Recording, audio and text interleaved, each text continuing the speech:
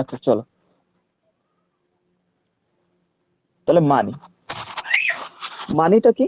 আগের দিন বলেছিলাম মানি হচ্ছে একটা এক্সচেঞ্জ অফ মিডিয়াম, যেখানে আহ, আমরা কোনো টাকা দিলে কোনো কিছু আমাদের তার বিনিময়ে কোনো কিছু দেয়, তাহলে এটা হচ্ছে exchange of medium of exchange বলতে পারি আমরা।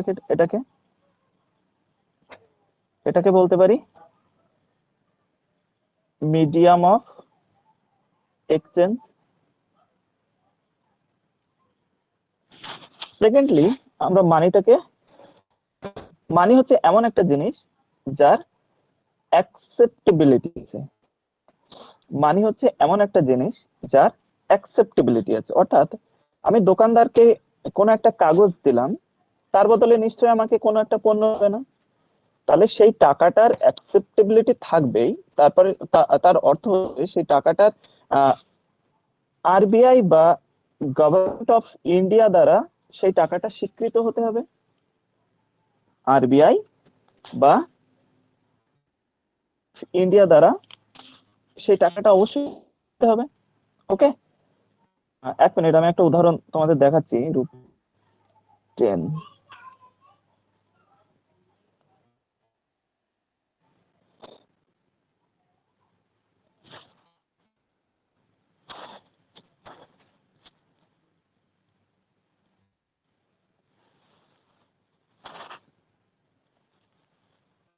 আচ্ছা, একটা মানির আমি শেয়ার করছি। ওকে, দেখো তোমরা, শেয়ার ইমেজ।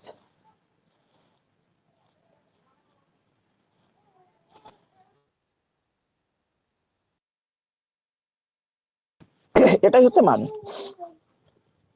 আমাদের মানি। তাহলে মানি হচ্ছে এমন একটা জিনিস,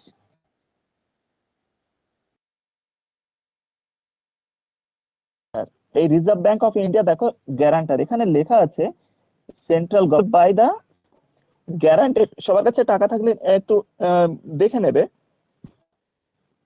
এটার ভ্যালু কত, 10 টাকা। আর এটা guaranteed by the central government, অর্থাৎ আমাদের কেন্দ্র সরকার দ্বারা এই টাকাটার গ্যারান্টি গ্যারান্টি দিচ্ছে না। টাকা এই হচ্ছে টাকা, এই টাকার ভ্যালু হচ্ছে 10 টাকা। তাহলে টাকাটার অ্যাকসেপ্টেবিলিটি আছে, অ্যাকসেপ্টেবিলিটি আছে, এই টাকা দিয়ে এক্সচেঞ্জ করা যায়, এক্সচেঞ্জ করা যায়, প্লাস এই টাকাটা আরবিআই দ্বারা গ্যারান্টেড, গ্যারান্টেড। ওকে, তাহলে এই হচ্ছে মানি।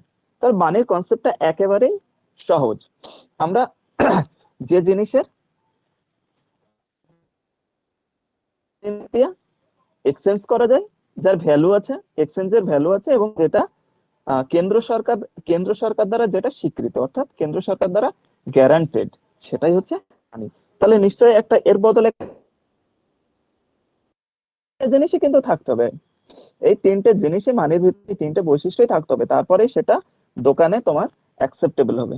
তাহলে এই দেখা গেল এই guaranteed by the central government লেখা আছে। ওকে, এই 10 টাকাও লেখা আছে, কিন্তু সেটা হচ্ছে এই এই টাকাটার একটা ডিজিটাল জেরক্স। সেটা সেটা যখন তুমি দোকানে নিয়ে যাবে, সেটা নিশ্চয়ই তোমার ভ্যালু হবে না, অর্থাৎ যেটাকে আমরা নকল টাকা বলি। তাহলে সেই টাকাটার অবশ্যই একটা ভ্যালিডিটি, ভ্যালু থাকতে হবে, ভ্যালিডিটি থাকতে হবে, এবং টাকাটার ভ্যালিডিটি থাকবে। বোঝা গেল? ক্লিয়ার? এবার আসছে তোমার যে কনসেপ্ট, এটা হচ্ছে ফিয়াট মানি।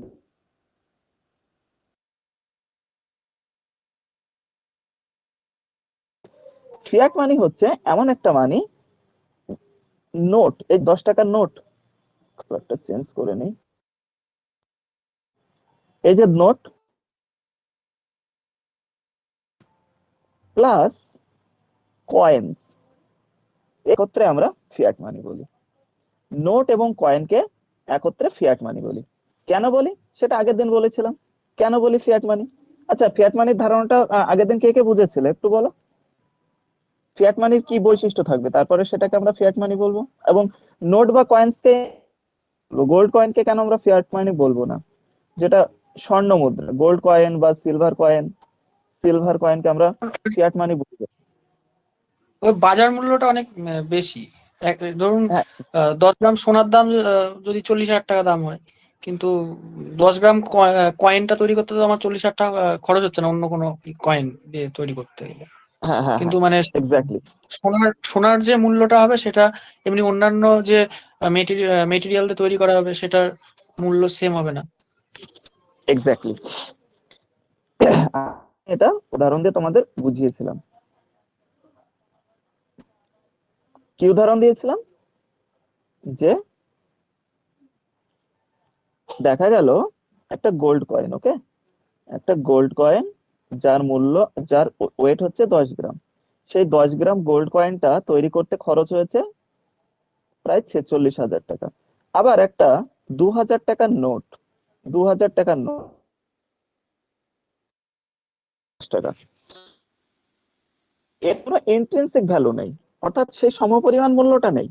এই তার কোনো ইন্ট্রিনসিক ভ্যালু নেই, অর্থাৎ যেটা তৈরি করতে গিয়ে সেই সমপরিমাণ পণ্য, প্রোডাক্টেরই তোমার যেটা প্রোডাক্টিভিটি কস্ট, সেটা দিয়ে ভ্যারি করে না, সেটাকে আমরা ফিয়াট মানি বলি। যেমন নোট এবং কয়েন, নোট এবং কয়েনকে আমরা ফিয়াট মানি বলি। তোমরা মনে যখন তোমাদের পরীক্ষায় দেবে যে নোট কয়েন এর বা অন্যান্য গোল্ড কয়েন এর ভিতরে কোনটা ফিয়াট মানি, গোল্ড কয়েন বা দিল কোনো একটা ডিমান্ড ড্রাফট, এর ভিতরে ফিয়াট মানি কোনটা? ফিয়াট মানি হচ্ছে নোটস এবং কয়েন। ওকে, এটা মনে রাখবা, নোট এবং কয়েনকে ফিয়াট মানি বলা হয়। আর একটা জিনিস তোমাদের বলেছিলাম যে সিনিয়রেজ, ওকে, SEIGNIO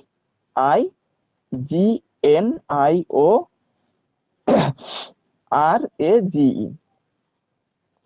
এই এর মানে উচ্চারণটা অদ্ভুত হলেও এর অ্যাকচুয়াল উচ্চারণ হবে সিনিয়রেজ। ওকে, সিনিয়রেজ, এই SEIGN, এই জিটার মাঝে মাঝে ইংরেজিতে কোনো ওয়ার্ড উজ্জ্ব থাকে, তো এখানেও সিনিয়রেজ। ওকে, তো এই তৈরি করতে 2,000 টাকা নোট তৈরি করতে 10 টাকা খরচা হয়, লাভ হচ্ছে কত? 1,990 টাকা। এই 1,990 টাকা যে লাভ হচ্ছে সেটাকেই বলা হচ্ছে সিনিয়রেজ। বোঝা গেল? প্রোডাক্টিভিটি কস্ট, যেটা প্রডিউসিং কস্ট, সেটা বাদ দিয়ে যেটা পড়ে থাকে এটাই হচ্ছে সিনিয়রেজ। আর এই সিনিয়রেজ সেটা কারা ভাগ ভাগ করে নাই না, আরবিআই এবং গভর্নমেন্ট অফ ইন্ডিয়া সেই লভ্যাংশটা নিজেদের মধ্যে ভাগ করে নেয়। পরবর্তীকালে কি হয়, পরবর্তীকালে সরকার বিভিন্ন প্রজেক্টে সেই টাকাগুলো কাজে লাগায়। এটাই হচ্ছে সিনিয়রেজ। কোনো সমস্যা থাকার কথা না। তাহলে সিনিয়রেজটা বোঝা গেল। নেক্সট হচ্ছে কনসেপ্ট অফ মানি সাপ্লাই। আগের দিন যেটা বলছিলাম, কনসেপ্ট অফ মানি সাপ্লাই। মানি সাপ্লাইটা কি? মানি সাপ্লাই হচ্ছে আমাদের যে সেন্ট্রাল ব্যাংক দেখালাম, এই যে রিজার্ভ ব্যাংক, এই রিজার্ভ ব্যাংক কি করে না, রিজার্ভ ব্যাংক আমাদের দেশে বিভিন্ন ভাবে টাকা সরবরাহ করে। দেখা গেল আহ এখন মার্কেটে এই জিনিসগুলো একটু বুঝতে হবে, ওকে। হঠাৎ করে টাকার অভাব দেখা গেল। টাকার অভাব কখন দেখা যায় জানো? আমরা তো জানি আমাদের হাতে টাকা মোটামুটি আছে, টাকা মোটামুটি সবার হাতেই থাকে, কিন্তু সেটা অ্যাকচুয়াল যেটা টাকার ডিস্ট্রিবিউশন হয় সেটা হচ্ছে মানুষ অনেক ধরনের, যেমন লেবার না, এখানে চাষি, ফার্মার, ফার্মার হতে পারে বিজনেসম্যান, বিজনেসম্যান এবং আদার্স, অন্যান্যরা। তারা কি করে? এই ব্যাংক থেকে লোন নেয়। ফার্মার কি জন্য লোন নেয়? তার চাষবাসের জন্য। বিজনেসম্যান তার ব্যবসা বাড়ানোর জন্য। অন্যান্য বিভিন্ন কারণে। আমি পার্সোনাল লোন নিলাম, বা একটা হাউস লোন নিলাম ঘর করার জন্য, বা একটা কার লোন নিলাম। ব্যাপারটা খুবই ব্রড একটা কনসেপ্ট।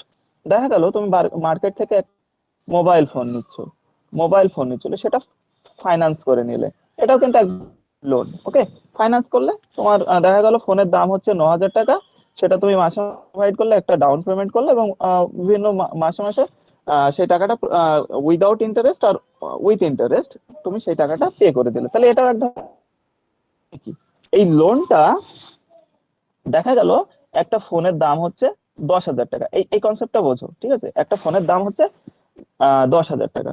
দেখা গেল ফ্লিপকার্টে ফ্লিপকার্টে তোমার সেই ফোনটা no cost EMI, no cost EMI থিওরিটাও হয়তো তোমরা জানো। নো কস্ট ইএমআই ব্যাপারটা কি? নো কস্ট ইএমআই মানে যেখানে কোনো সুদ থাকে না, সেটাই হচ্ছে নো কস্ট ইএমআই। আর একটা হচ্ছে উইথ ইএমআই, একটা নর্মাল যেটা ইএমআই, যেখানে উইথ ইন্টারেস্ট, যেখানে ইন্টারেস্ট থাকে। ওকে, উইথ ইন্টারেস্ট, যেখানে ইন্টারেস্টের ব্যাপারটা থাকে। ওকে, তাহলে ফ্লিপকার্ট একটা 10,000 টাকার ফোন দিল, যেটা 10,000 তোমার 5 মাসে শোধ করতে হবে 2,000 টাকা করে।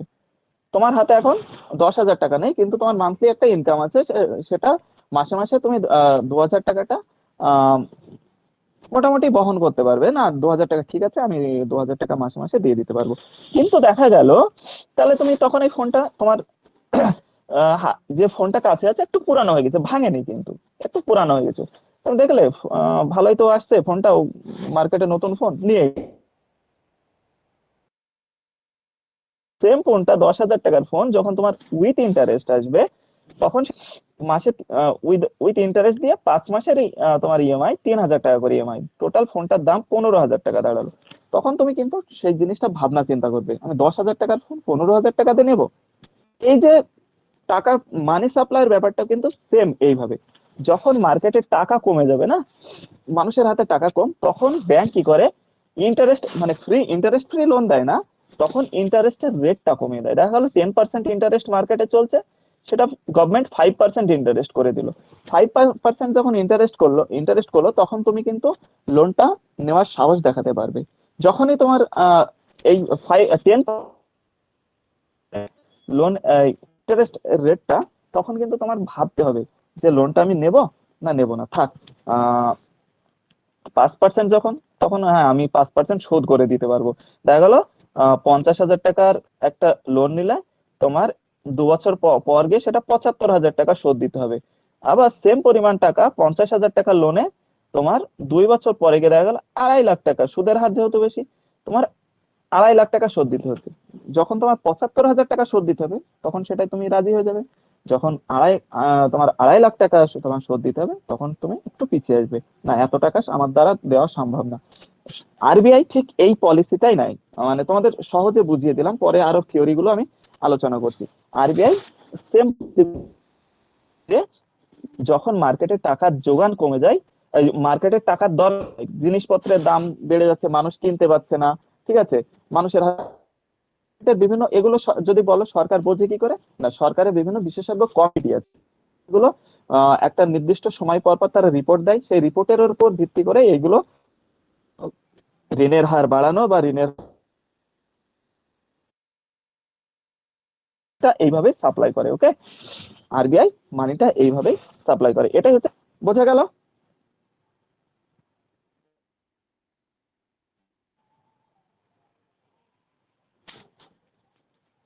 একটু রেসপন্স করো। হ্যাঁ, বোঝা যাচ্ছে।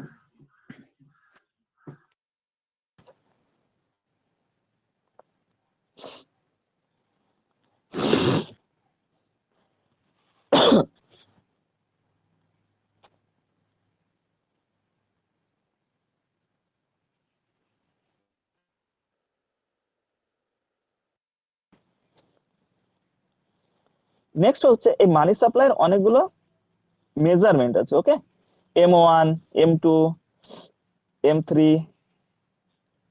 M4, এই চারটে, এটা পরীক্ষায় জিনিস। ওকে, এই জিনিসটা একটু বোঝার ব্যাপার, এবং এটা পরীক্ষায় কিন্তু দেয়। এবার এই M0 জিনিসটা কি? M0 কে বলা হয়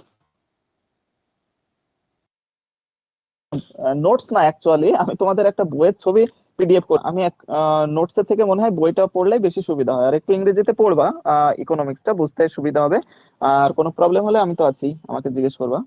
কিন্তু তোমাদের এই আজকে পড়ানোর পর ওই নোটসটা ভালো করে পড়বা, পড়লে ব্যাপারগুলো আরো তোমাদের কাছে ক্লিয়ার হবে। ওকে, তো M0 equal to reserve money, reserve money বলা হয়। আর M1 কে বলা হয় ন্যারো মানি, ন্যারো মানি। আর M3 কে বলা হয় ব্রড মানি, M3 কে বলা হয় ব্রড মানি। ওকে, তো M0 জিনিসটা কি, M0 তে কি বোঝানো হয়? M0 দিয়ে বোঝানো হয়, M0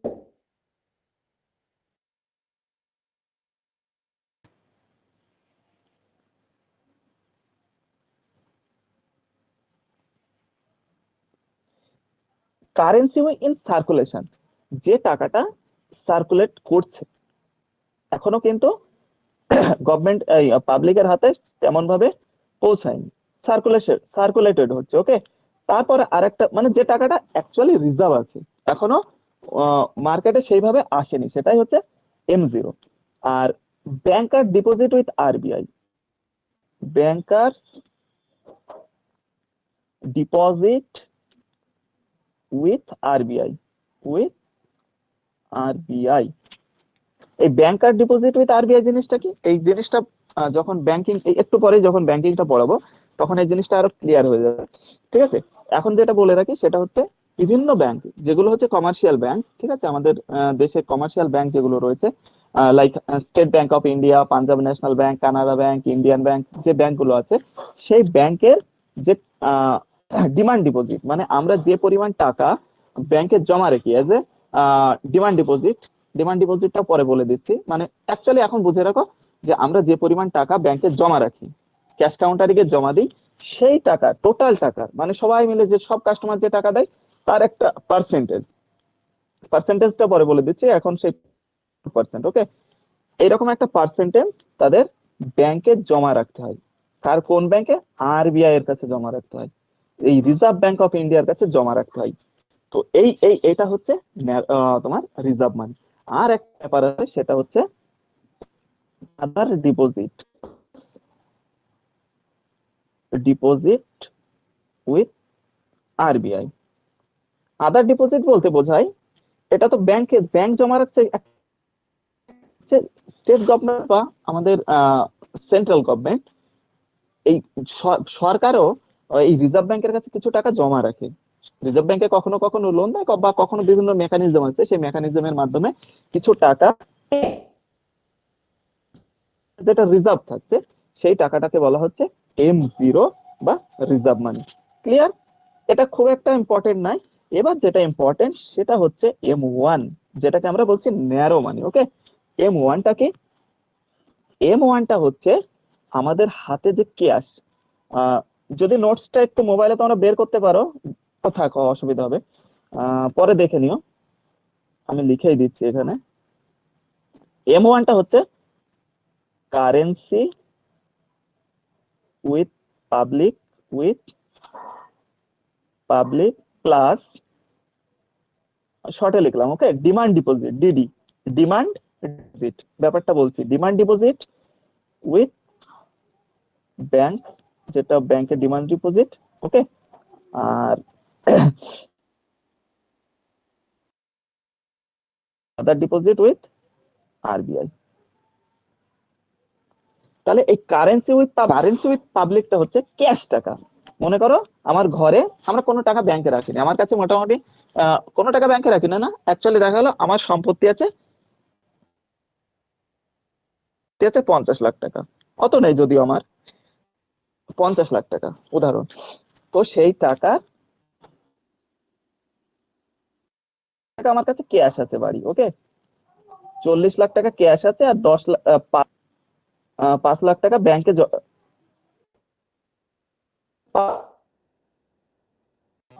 FD করেছি। FD জিনিসটা সবাই জানো, ফিক্সড ডিপোজিট। ওকে, তো এই 40 লাখ টাকা ক্যাশ আছে না, সেটা হচ্ছে এই M1 যে কনসেপ্টের মধ্যে পড়ে, যে ক্যাশ টাকা আছে plus demand deposit with RBI। Demand deposit with RBI means, এই যে বললাম না, যে 5 লাখ টাকা আমার সেভিংস অ্যাকাউন্টে আছে, এই যেটা 5 লাখ টাকা কিন্তু উপরেরটা যে 5 লাখ টাকা আমি এজ এ সেভিং, এটা হচ্ছে, আচ্ছা তোমাদের এই জিনিসটা আগে বলে দিই, ডিমান্ড ডিপোজিটটা কি? আগের দিন বোধহয় বলেছিলাম ডিপোজিট। ডিমান্ড ডিপোজিটটা হচ্ছে আমরা ব্যাংকে যখন দুই ধরনের অ্যাকাউন্ট আছে, সেভিংস আর, এখানে যখন আমরা টাকা জমা রাখি, দেখা গেল আমি 5,000 টাকা জমা রাখলাম, তাহলে 5,000 টাকা যখন তুমি ব্যাংকে জমা রাখবে, তখন আজকে জমা রাখলাম, পরশু দেখা গেল কোনো এক, তাহলে পরশু গিয়ে নিশ্চয়ই তুমি ব্যাংক থেকে তুলে নিতে পারবে, পারবে তো? তাহলে এই যে ডিমান্ড অনুযায়ী সেই টাকাটা তুমি জমা করতে পারছো, টাকাটা তুলে নিতে পারছো, এটাকেই বলা হচ্ছে ডিমান্ড ডিপোজিট। আবার তোমার টাইম ডিপোজিট বলে আরেকটা থিওরি আছে, টাইম ডিপোজিট, টাইম ডিপোজিট বলে একটা থিওরি আছে, সেটা হচ্ছে ফিক্সড ডিপোজিট। মনে করো কে তুমি ব্যাংক করলে, বা একটা রেকারিং 50,000 টাকা যে সেই টাকাটা কি তুমি কালকেই তুলতে পারবে না, এটা টার্ম আছে, এটা 1 বছরের জন্য, 1 ইয়ারের জন্য করতে পারো, 6 মান্থের জন্য, মানে নির্দিষ্ট একটা সেই টার্মটা ক্লিয়ার হবে, তারপরেই তো সেই টাকাটা তুমি তুলতে পারছো, তাই মানে একটা নির্দিষ্ট টাইম হয়ে গেলে তারপরে এই টাকাটা তুমি তুলতে পারো, ডিমান্ড ডিপোজিট। ওকে,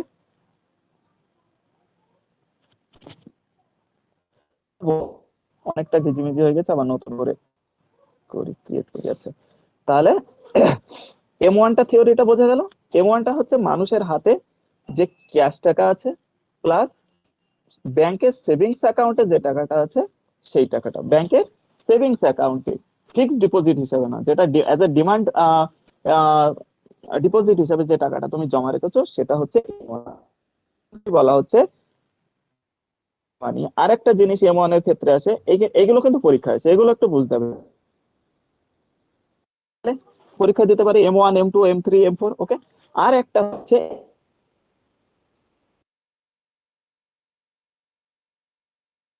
বলছি লিকুইড, মানে যত বেশি তত সেটা বেশি লিকুইড, আর যত তোমার সেটা পেপার কারেন্সি হিসেবে থাকবে বা তোমার প্লাস্টিক মানি হিসেবে থাকবে। প্লাস্টিক মানি কাকে বলা হয়? এটিক মানি বলে, কারণ এটিএম দিয়ে তুমি টাকা তুলছো, সেটা যত সেটা লিকুইডিটিটা কম হবে, তো টাকা থাকবে সেটা তোমার বেশি লিকুইড হবে।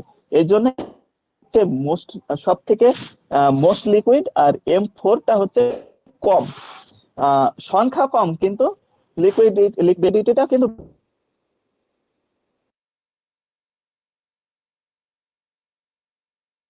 এর ক্ষেত্রে 4 এর সংখ্যাটা সবচেয়ে বেশি কিন্তু লিকুইডিটিটা সবচেয়ে কম। ক্লিয়ার? এমন গেল। এবার হচ্ছে এটা কি, সেম জিনিস, ক্যাশ টাকা যেটা তোমার হাতে আছে, প্লাস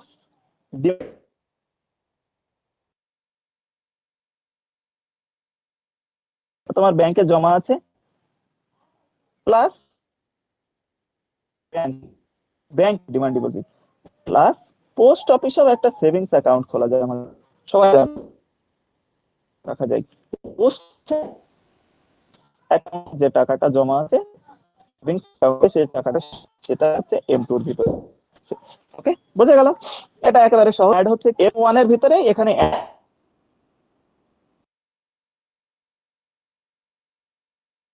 বেশি ইম্পর্টেন্ট বলে দিচ্ছি, M1 আর M3, M1 আর M3। আচ্ছা, এবার WBCS মেন্সে দিয়েছিল M0, M1 এই রিলেটেড, হ্যাঁ এগুলো দেয় পরীক্ষায়। তাই M1 আর M2 থিওরিটা গেল, কনসেপ্টটা ক্লিয়ার? ক্লিয়ার তো? M2 হচ্ছে একেবারে সেম টু সেম M1, সাথে অ্যাড হচ্ছে পোস্ট অফিস।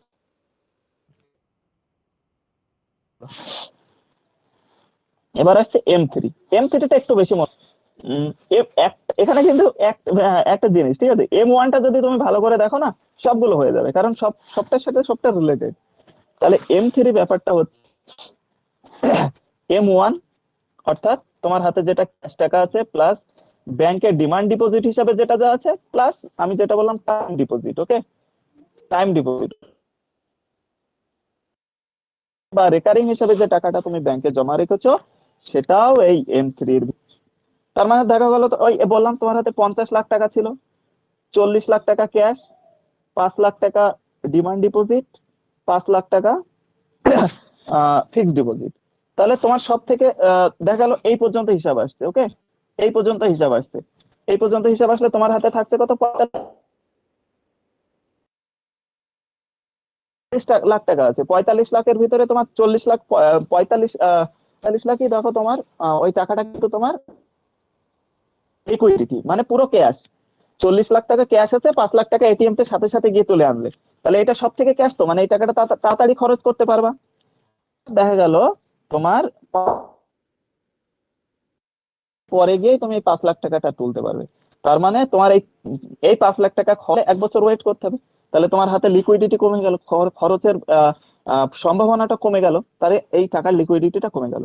যত এইগুলো এগোবে, M4 এর দিকে এগোবে, তত লিকুইডিটিটা কমবে। বোঝা গেল? তাহলে M3 এর ব্যাপারটা বোঝা গেল। M3 হচ্ছে ক্যাশ টাকা, যেটা তোমার হাতে হাতে আছে ক্যাশ, তুমি যেটা ব্যাংকে সেভিংস অ্যাকাউন্টে যে টাকাটা জমা প্লাস ব্যাংক। M3 আর M4 সেম, এর সাথে M4 এর সাথে ওই পোস্ট অফিসের বিভিন্ন পোস্ট অফিস, শুধু সেভিংস অ্যাকাউন্ট না, পোস্ট অফিসের যে কোনো এনি ডিপোজিট, পোস্ট অফিসে এনি ডিপোজিট, তোমার যে কোনো ধরনের ডিপোজিট যদি পোস্ট অফিসে থাকে সেটা M4 এর ভিতরে পড়ছে। তাহলে M1টা কি? M1 তোমার হাতে যেটা ক্যাশ থাকছে আর যেটা ডিমান্ড ডিপোজিট, এটা হচ্ছে M1। M2টা কি? হাতে যেটা ক্যাশ থাকছে, ডিমান্ড ডিপোজিট অর্থাৎ সেভিংস অ্যাকাউন্টে টাকা জমা থাকছে যেটা, সেটা। M3 কি? M3 হচ্ছে ক্যাশ, ফিক্সড ডিপোজিট, যেটা ফিক্সড হিসাবে যেটা আছে, আর পোস্ট অফিসে দিতে তোমার এখানে। এই হচ্ছে এই থিওরি। বোঝা গেল? তাহলে এখানে তোমার মনে রাখতে হবে বিশেষ করে M1টা, M3টা। M1 হচ্ছে, M1 এর সঙ্গে কি কি জড়িত? এটাকে ন্যারো মানি বলা হচ্ছে। এটা সব থেকে বেশি লিকুইডিটি অর্থাৎ বেশি ক্যাশ হিসেবে বেশি লিকুইড, বেশি লিকুইড। আর M3টা হচ্ছে এর সাথে আহ, কি এটাকে বলছে ব্রড মানি। এটা ন্যারো মানি, এটা ব্রড মানি। প্লাস M4 হচ্ছে সব থেকে কম লিকুইড। এই কটার জিনিস এটা মনে রাখতে হবে। ক্লিয়ার? আশা করি। একটু রেসপন্স করো। ক্লিয়ার? চেঞ্জ করি। আচ্ছা, চলো। ওকে, এবার একটা তোমার দিকে একটা ছবি শেয়ার করা যায় কিনা, তাহলে বুঝতে পারবে ব্যাপারটা। শেয়ার ইমেজ, 1 মিনিট ওয়েট করো, একটা তোমাদের ছবি দেখাবো।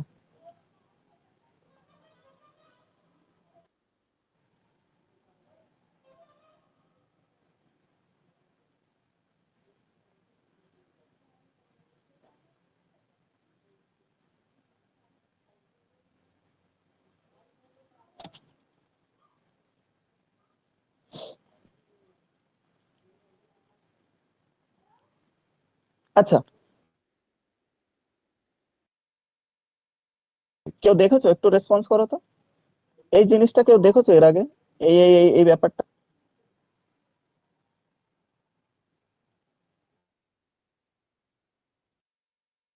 লেখো। এই যে কয়েন, হ্যাঁ, ইয়েস, বিটকয়েন। আচ্ছা, বিটকয়েনের থিওরি আলোচনা হবে। ওকে, চলো। বিটকয়েন। ওকে,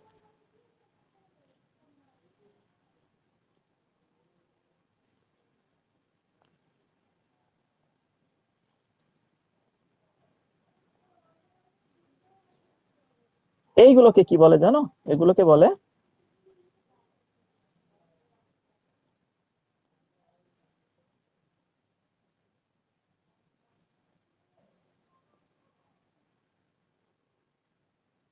ক্রিপ্টো কারেন্সি। ক্রিপ্টোকারেন্সি বলে এগুলোকে। হ্যাঁ, ইয়েস, ক্রিপ্টোকারেন্সি, এগুলোকে বলে ক্রিপ্টোকারেন্সি। এই ক্রিপ্টোকারেন্সি থিওরিটা একটু আমরা জানবো, যেহেতু এটা ব্যাংকিং এর মধ্যেই পড়ে। ওকে, চলো তাহলে ক্রিপ্টোকারেন্সিটা কি? ক্রিপ্টোকারেন্সি হচ্ছে এক ধরনের ডিসেন্ট্রালাইজড ডিসেন্ট্রালাইজড পলিটিতে আমরা ডিসেন্ট্রালাইজ কথাটা ইউজ করছিলাম।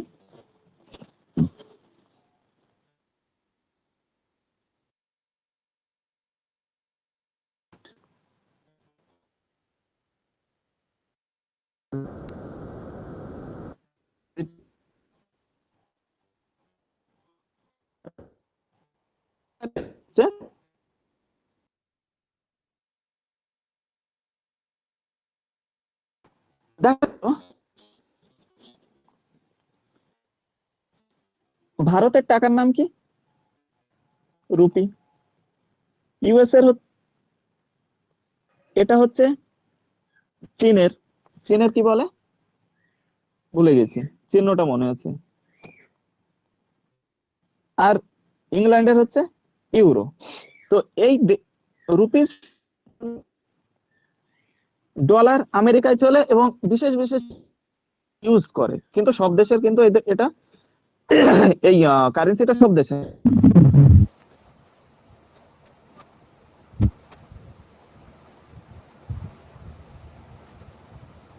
বলো অভিষেক। ওটা ইয়েন, চায়নারটা। চায়নারটা ইয়েন, কোনটা? শোনা যাচ্ছে? চায়না, ইয়েন, চায়না ইয়েন, যেটা চায়না, ইয়েন ইয়েন, ঠিক আছে। ওয়াই যেটা আছে, ওয়াই দিয়ে কাটা, ওটা ইয়েন, সেটাই বলছি।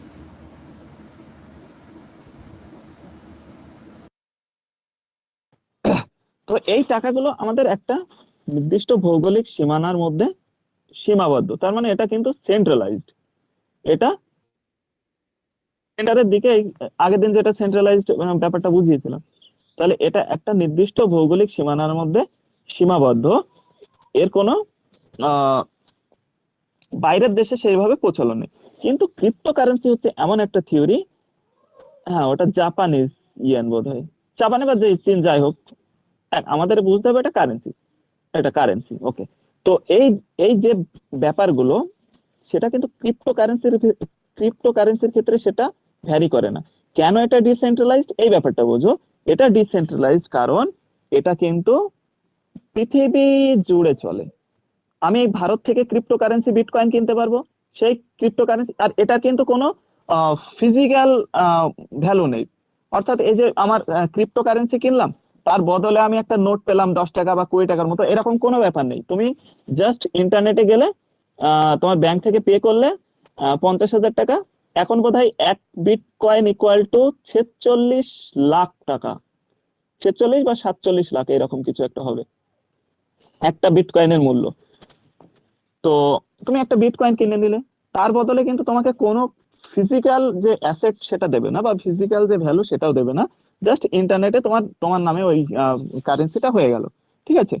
আর এটা কিন্তু সারা পৃথিবী জুড়ে তার ভ্যালু মানে প্রচলিত, মানে এই এটা বিটকয়েন।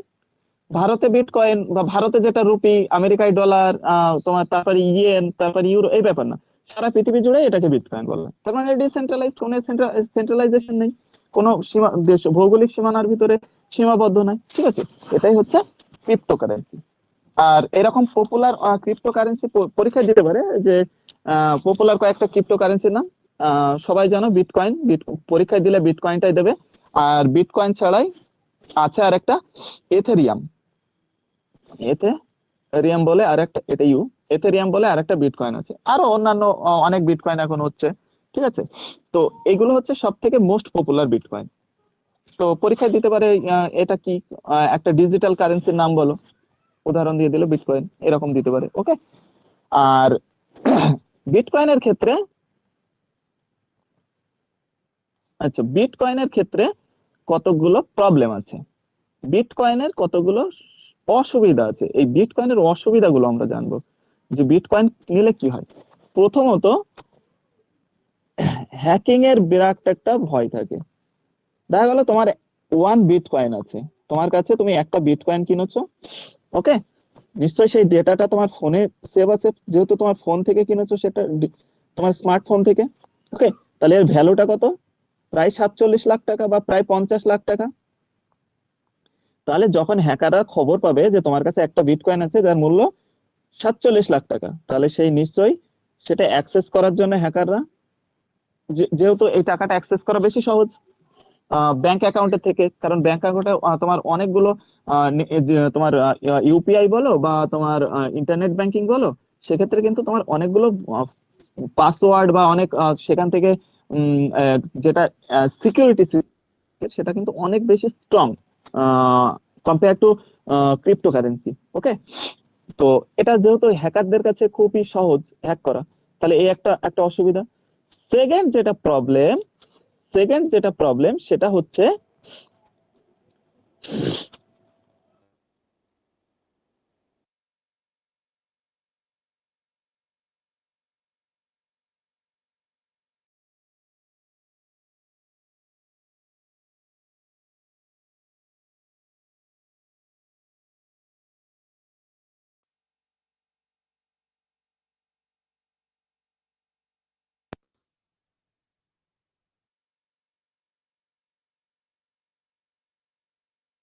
পাঠিয়ে দিল বা পাকিস্তান থেকে পাঠালো, তাহলে ঠিক আছে, পাঠালো, পাঠালো, তাহলে তারা সহজে সেই টাকাটা অ্যাকাউন্টে হয়ে পেয়ে গেল, সেই টাকাটা নিয়ে তারা ইল্লিগাল কাজ করলো, তাহলে এটা একটা অসুবিধা।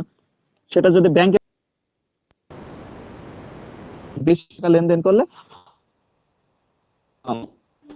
ইয়ে কার্ড লাগে, প্যান কার্ড লাগে। তাহলে প্যান কার্ড যখন তাহলে সেই ডেটাটা কিন্তু ইনকাম ট্যাক্স ডিপার্টমেন্টের হাতে চলে যাচ্ছে, তাহলে তারা সেই অ্যাক্সেস করতে পারছে বা সেই তোমার ব্যাপারে নজরদারিটা করতে পারছে, কিন্তু এই গভর্নমেন্টের কোনো কন্ট্রোল থাকে না। তাহলে এটা একটা খুবই অসুবিধা, ঠিক আছে। তো মোটামুটি এই এই এই দুটোই হচ্ছে সব থেকে বড় অসুবিধা, বেশি তোমাদের পরীক্ষায় যেগুলো দিতে পারে। স্যার সেকেন্ড প্রবলেমটা আরেকবার বলুন। তো দেখা গেল বিটকয়েন, এই বিটকয়েন যে পাকিস্তান থেকে কোনো একটা জঙ্গি সংগঠন কাশ্মীরে কোনো একটা সংগঠনের কাছে বা কোনো একটা ব্যক্তির কাছে থেকে পাঠাচ্ছে কাশ্মীরে, তাহলে যখন 50 লাখ টাকা কাশ্মীর তোমার পাকিস্তান থেকে কাশ্মীরে আসছে, যখনই একজনের ব্যাংক অ্যাকাউন্টে ক্রেডিট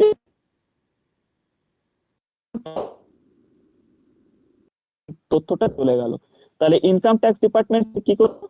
সেই ব্যক্তির উপরে নজরদারি করবে, জিজ্ঞাসাবাদ করতে পারে, হঠাৎ করে তোমার এত টাকা কোথা থেকে আসলো, তুমি কি কাজ করবে। তাহলে সেইটা কোন অ্যাটাক ঘটার আগেই সরকার সেটা কন্ট্রোল করে দিল, ড্যামেজ করে দিল, সেটা ধরে ফেললো, তাহলে সেই তাদের অ্যাটাক মানে অ্যাটাক করতে পরিকল্পনা সেটা ভেস্তে গেল। কিন্তু বিটকয়েনের ক্ষেত্রে এরকম কোনো নজরদারি থাকে না সরকারের, ওকে। তাহলে এখান থেকে বিটকয়েনের যদি 15 কোটি টাকা 500 crore সেন্ড করে ওখান থেকে কাশ্মীরে, তাও কিন্তু গভর্নমেন্ট বুঝতে পারবে না যে এই টাকাটা এসছে এর অ্যাকাউন্টে, তাহলে সেই টাকা দিয়ে করতে পারবে, মানে ইলিগাল অ্যাক্টিভিটিস যেগুলো আছে সেগুলো করতে পারবে। তার মানে এটার অপব্যবহার, যেটা অপব্যবহার বলি, মিস ইউজ, সেই জিনিসটার মিস ইউজ হচ্ছে বিটকয়েন।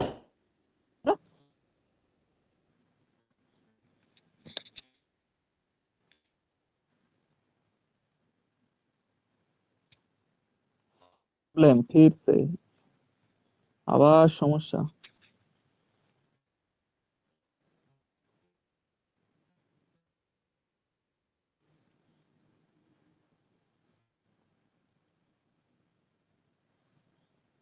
প্রবলেমটা হয় এই যে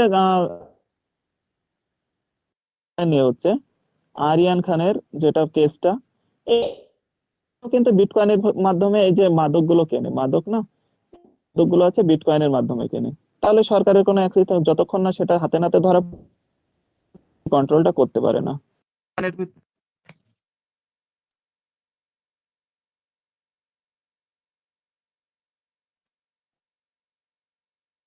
তাদের কোনো কন্ট্রোল থাকে না। বুঝে গেল? এখন ঠিক শোনা যাচ্ছে? ওকে ওকে, চলো ঠিক যতক্ষণ শোনা যাচ্ছে শুরু করি। এই হচ্ছে বিটকয়েন। এবার বিটকয়েন নিয়ে আরেকটা, তাহলে বিটকয়েনের প্রবলেম গুলো বোঝা গেল? বোঝা গেল তো? এবার 2018 সালে গভর্নমেন্ট অফ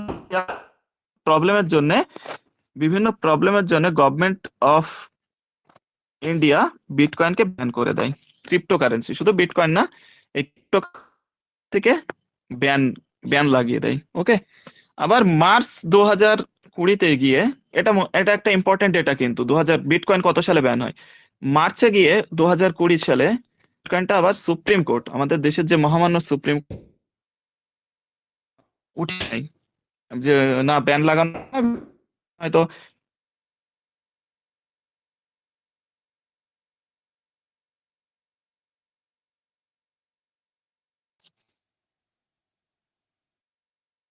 আবার সরকার কি করলো, সুপ্রিম কোর্টে বিটকয়েনটা অ্যাক্টিভ হয়ে গেল, মানে যেটা ব্যান ছিল ব্যানটা উঠে গেল। আর একটা ইম্পর্টেন্ট তথ্য, এখনো পর্যন্ত টিল টুডে, এখনো পর্যন্ত ক্রিপ্টোকারেন্সি নিয়ে এই ক্রিপ্টোকারেন্সি নিয়ে এখনো পর্যন্ত গভর্নমেন্ট অফ ইন্ডিয়ার কোনো ল বা অ্যাক্ট, যেটা আমরা অ্যাক্টই বলি অ্যাকচুয়ালি,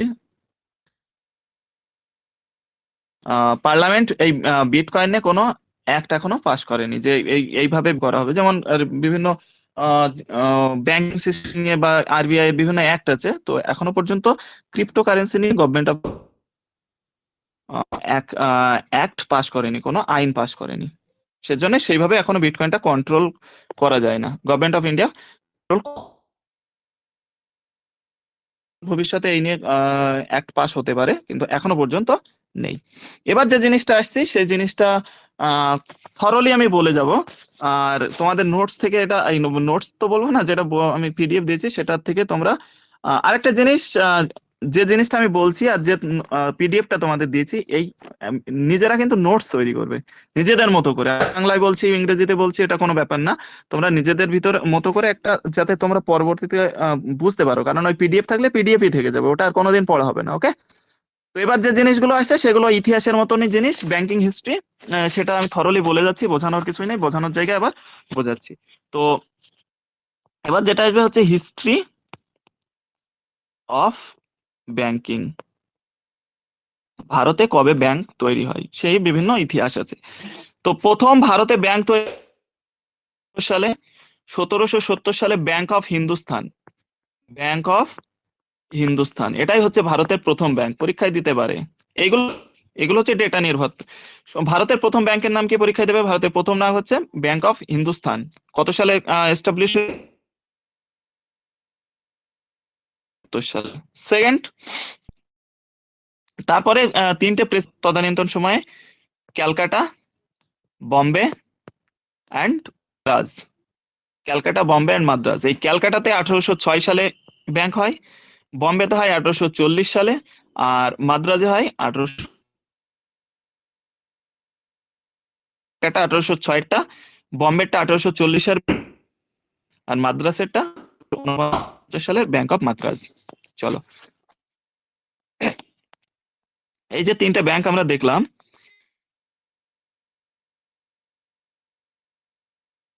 1921 সালে ব্যাংকটার নাম হয়, 1921 সালে ব্যাংকটার Imperial Bank of India, Imperial Bank of India, এটা খুব important, Imperial Bank of India.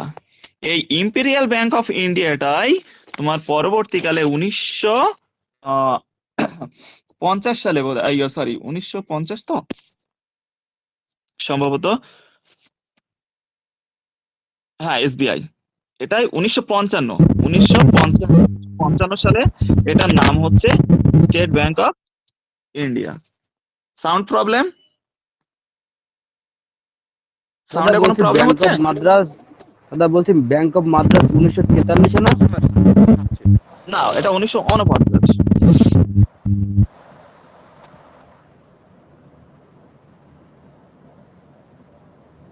যেগুলো পপুলার বই দেওয়া আছে, মানে রেপুটেড বই আছে, সেগুলো 50 সালে দেওয়া আছে। ব্যাংক অফ মাদ্রাসটা 1843 তে। কিন্তু যেগুলো রেপুটেড বই আছে 49 আছে, ঠিক আছে? হ্যাঁ, নীতি সিংহটা ভুল আছে, ওটা 1940। আচ্ছা ঠিক আছে, চলো তাহলে ওটা 1843, 1 জুলাই 1843, তাই তো? একটা 1806, একটা 1840, আর একটা 1843, মানে 3 বছর পর। 1 জুলাই 1843, এটা বোধহয়।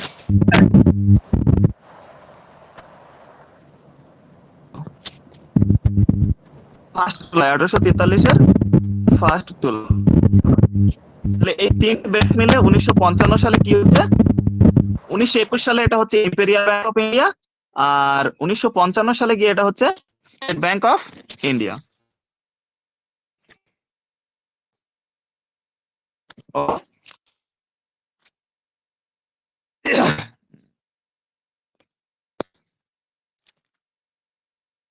এবার হচ্ছে যেটা নিয়ে মোটামুটি কারবার, RBI, reserve bank of India, RESERV, reserve.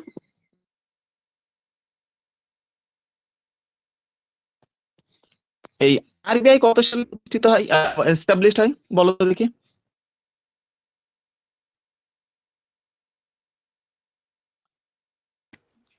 1 April 1935। 35, yes.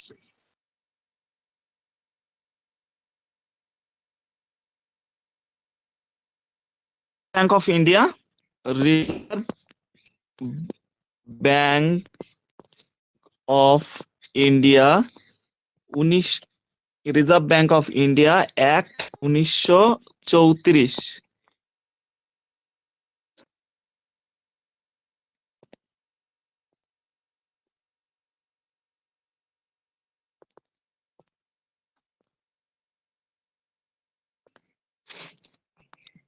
RBI act 1934, এই আইনের উপর নির্ভর করে 1935 সালের 1 জুলাই থেকে এফেক্ট, মানে একের পুরো চালু হয়ে যায়।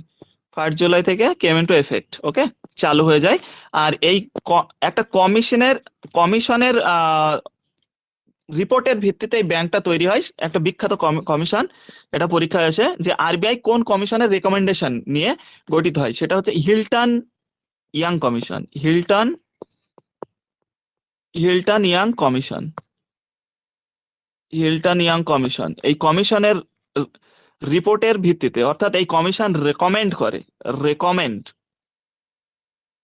এই কমিশন রেকমেন্ড করে যে এইরকম একটা ব্যাংকের দরকার, এইরকম ব্যাংক করতে হবে, ঠিক আছে?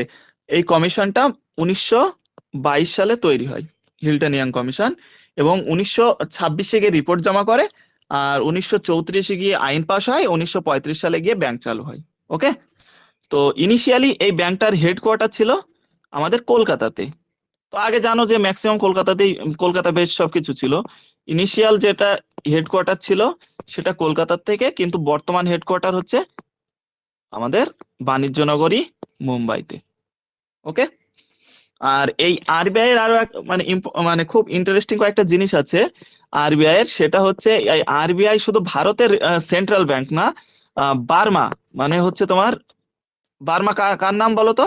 মায়ানমার, যেটাকে আমরা এখন মায়ানমার বলি।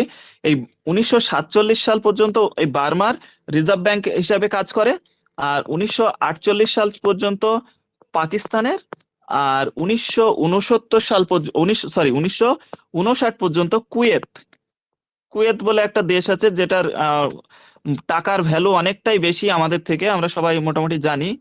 একটা যুদ্ধ বিধ্বস্ত দেশ ছিল এক সময়, আরব কান্ট্রির। এই কুয়েতের সেন্ট্রাল ব্যাংক হিসেবে 1959 পর্যন্ত কাজ করে। তো এইটা কিন্তু পরীক্ষায় দিতে পারে যে 1900 ভারতের সেন্ট্রাল ব্যাংক, শুধু ভারত না, কোন কোন দেশের সেন্ট্রাল ব্যাংক হিসেবে কাজ করেছিল। আহ, বার্মা, পাকিস্তান, এটা ব্রিটিশ রুলে আমাদের ভিতরে ছিল, কিন্তু কুয়েতটা যেহেতু ছিল না, তো কুয়েত একটা এক্সেপশনাল, তো এটা পরীক্ষায় দিতে পারে, এটা মনে রাখবা, ঠিক আছে? আর 1949 সালে গিয়ে মোটামুটি আমার ন্যাশনালাইজড হয়, অর্থাৎ পুরোপুরি সরকারের অধীনে চলে যায় 1949 সালে, ঠিক আছে? 1949 সালে গিয়ে এই রিজার্ভ ব্যাংক রাষ্ট্রায়ত্ত মানে পুরো গভর্নমেন্টের আন্ডারে চলে আসে। আর এই 1948 সালের জন্য একটা অ্যাক্ট আনা হয়, আইন করা হয়, ঠিক আছে? আইনটার নাম হচ্ছে RBI transfer of public act 1948।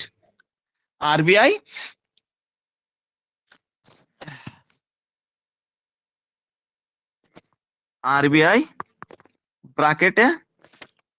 ব্র্যাকেটে ট্রান্সফার অফ পাবলিক ওনারশিপ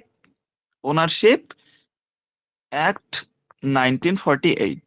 এই আইনের মাধ্যমে 1949 সালে রিজার্ভ ব্যাংকটাকে পুরোপুরি মানে ন্যাশনালাইজড মানে পুরোপুরি সেটা সরকারের অধীন, এই সরকারের অধীনে নিয়ে আসা হয়। ক্লিয়ার? এবার দুটো ডেটা নির্ভর তথ্য দিচ্ছি, তিনটে। এই তিনটের ভিতরে মোটামুটি ওই প্রত্যেক বছরে যে কোনো পরীক্ষা হলে তাতে একটাই দিয়ে দেয়। আরবিআই এর প্রথম গভর্নরের নাম কি? আরবিআই এর প্রথম ভারতীয় গভর্নরের নাম কি? আর আরবিআই এর রিজার্ভ ব্যাংক অফ ইন্ডিয়ার প্রেজেন্ট গভর্নরের নাম কি, মানে এখন যিনি আছে প্রেজেন্ট যেটা গভর্নর তার নাম কি? আরবিআই এর প্রথম গভর্নর হচ্ছে ফার্স্ট যে গভর্নর ছিলেন sir Osborne Smith, OSBORNE, Osborne SMITH, Steve Smith, অস্ট্রেলিয়ার ক্রিকেটার। স্যার অসবর্ন স্মিথ ছিলেন এর প্রথম গভর্নর। মনে না রাখতে পারলে স্টিভ স্মিথের নাম মনে রাখবা যারা খেলা দেখো মোটামুটি। আর প্রথম সুরজিৎ পাল 1948 ন্যাশনালাইজড। হ্যাঁ, 1948 ন্যাশনালাইজড ঠিক না, এফেক্টটা আছে 49 থেকে 48 আইনটা আনা।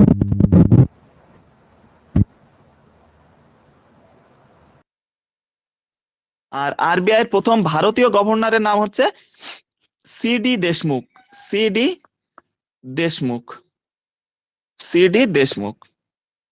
আর বর্তমান রিজার্ভ ব্যাংকের গভর্নর শক্তিকান্ত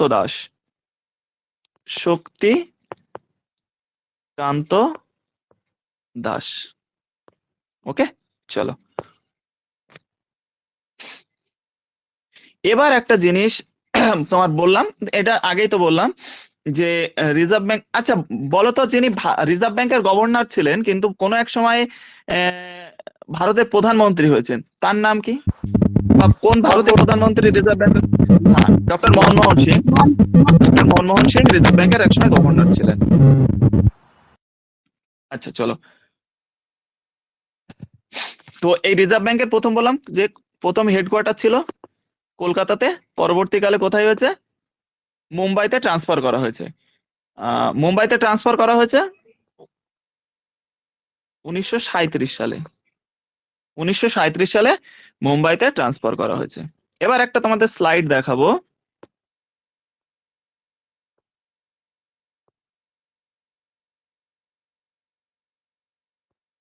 স্লাইড না, অ্যাকচুয়ালি ইমেজ দেখাবো একটা।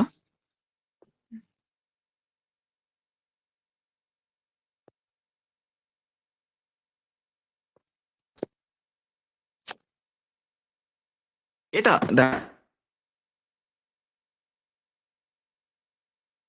এই লোগো দিয়ে কিন্তু প্রশ্ন আসতে পারে যে আরবিআই লোগোতে কি কি আছে, কারণ এটা অনেক সময় মানে বোধগম্য হয়। তো এখন বর্তমান লোগোতে কি আছে? একটা টাইগার আছে, বাঘ আছে, আর একটা পাম ট্রি আছে। একটা বাঘ আছে আর একটা পাম ট্রি আছে। দেখো আগে তোমার লোগো, আগেও পাম ট্রি ছিল কিন্তু টাইগারের বদলে সেটা হচ্ছে লায়ন ছিল। তাহলে আগে তোমার লোগোতে লায়ন, এখন তোমার লোগোতে কি আছে?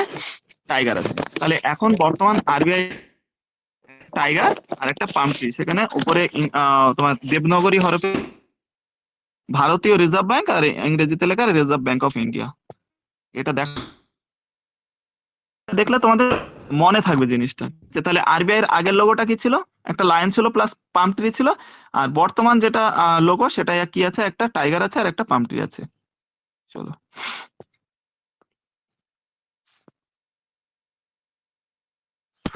আর আরবিআই যেটা ফিনান্সিয়াল ইয়ার, বিভিন্ন বছর থাকে না, তো ফিনান্সিয়াল ইয়ার এগুলো কিন্তু ডেটা নির্ভর, ঠিক আছে? এগুলো বোঝানোর কিছুই নেই। আরবিআই যেটা ফিনান্সিয়াল ইয়ার আছে সেটা 1 জুলাই থেকে 30শে জুন পর্যন্ত।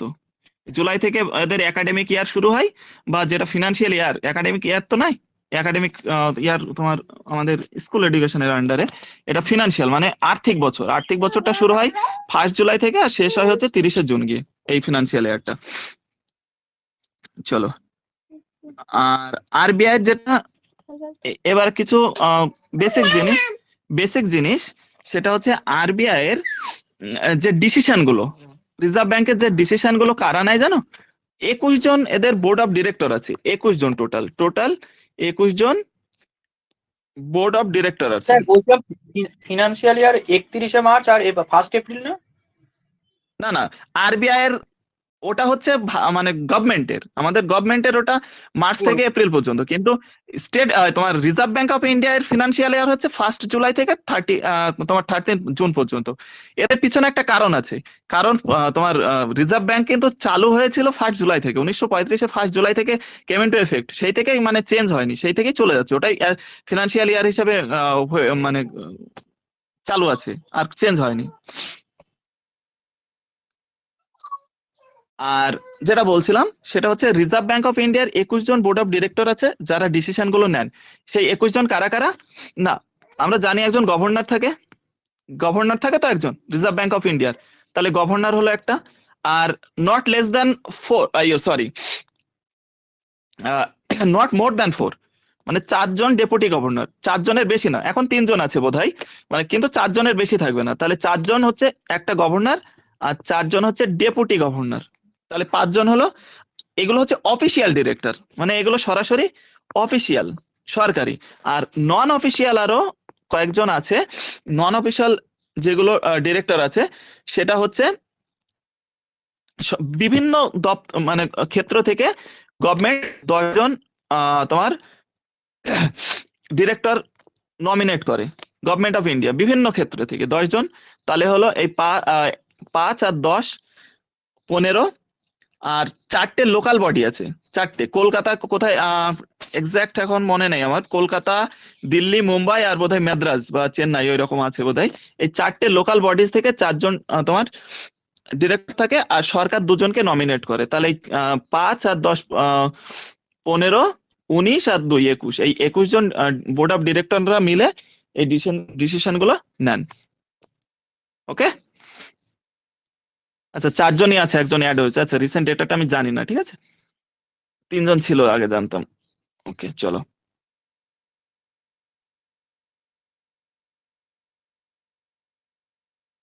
আর এই গভর্নররা কিভাবে নিযুক্ত হন? গভর্নর আর ডেপুটি গভর্নর এগুলো কোনো পরীক্ষার মাধ্যমে হয় না, গভর্নমেন্ট অফ ইন্ডিয়া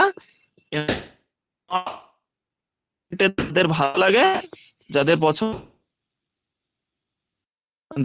পছন্দ বলতে যাকে থাকেন, তাদের মানে অর্থনীতিতে ভালো জ্ঞান, as a governor deputy governor is nominate. চলো,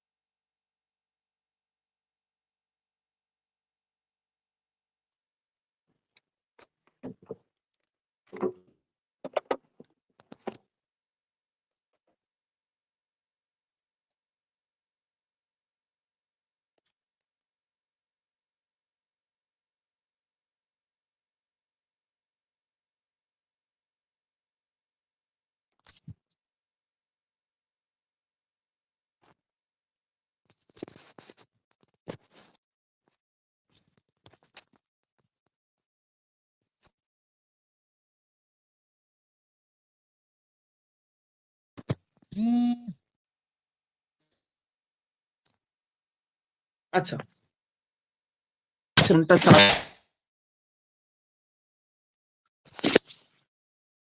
এবার আরবিআই কি, আরবিআই কাজ কি? আরবিআই তো জানলাম, এরা কি কাজ করে? আরবিআই এর বিভিন্ন কাজ করে, ঠিক আছে, ভ্যারিয়াস ওয়ার্ক ফিল্ড আছে। প্রথম কাজ হচ্ছে ইস্যু ইস্যুয়ার অফ কারেন্সি, মানে তোমার কারেন্সি ইস্যু করে, ঠিক আছে? কারেন্সি মানে টাকা ছাপায়, অ্যাকচুয়ালি আমরা যাকে বলি টাকা ছাপাই, কিন্তু সব টাকা না, 1 টাকা নোট আর কয়েন, এই 1 টাকার নোট আর কয়েন বাদে যত টাকা পয়সা আছে সব আরবিআই ছাপায়। ওকে, তাহলে 1 টাকার নোট আর কয়েন বাদে সব ছাপানোর দায়িত্ব কাদের? এই রিজার্ভ ব্যাংক অফ ইন্ডিয়ার। ওকে, বোঝা গেল? তাহলে আরবিআই এর কাজ কি? ইস্যুয়ার of bank notes, bank note issue করে, অর্থাৎ ছাপায় তারা, এবং ছাপিয়ে কি করে? ডিস্ট্রিবিউট করে। তো আরবিআই এর কাজ হচ্ছে এই নোটগুলো ছাপানো। আর এই 1 টাকার নোটটা কে ছাপায়? অর্থ মন্ত্রক, ভারতের অর্থ মন্ত্রক। আর সমস্ত নোটে রিজার্ভ হয়ে থাকে। আর 1 টাকার নোটে সই থাকে কার?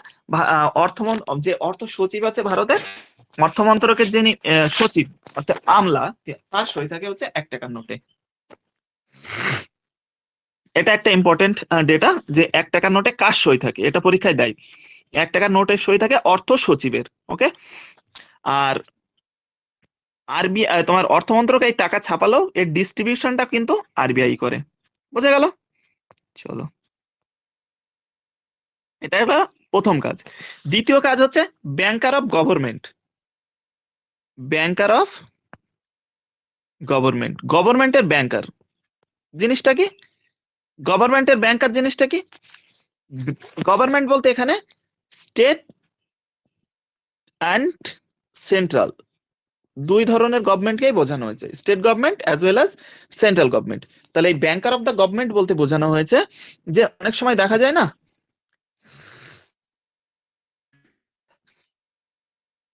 যায় যে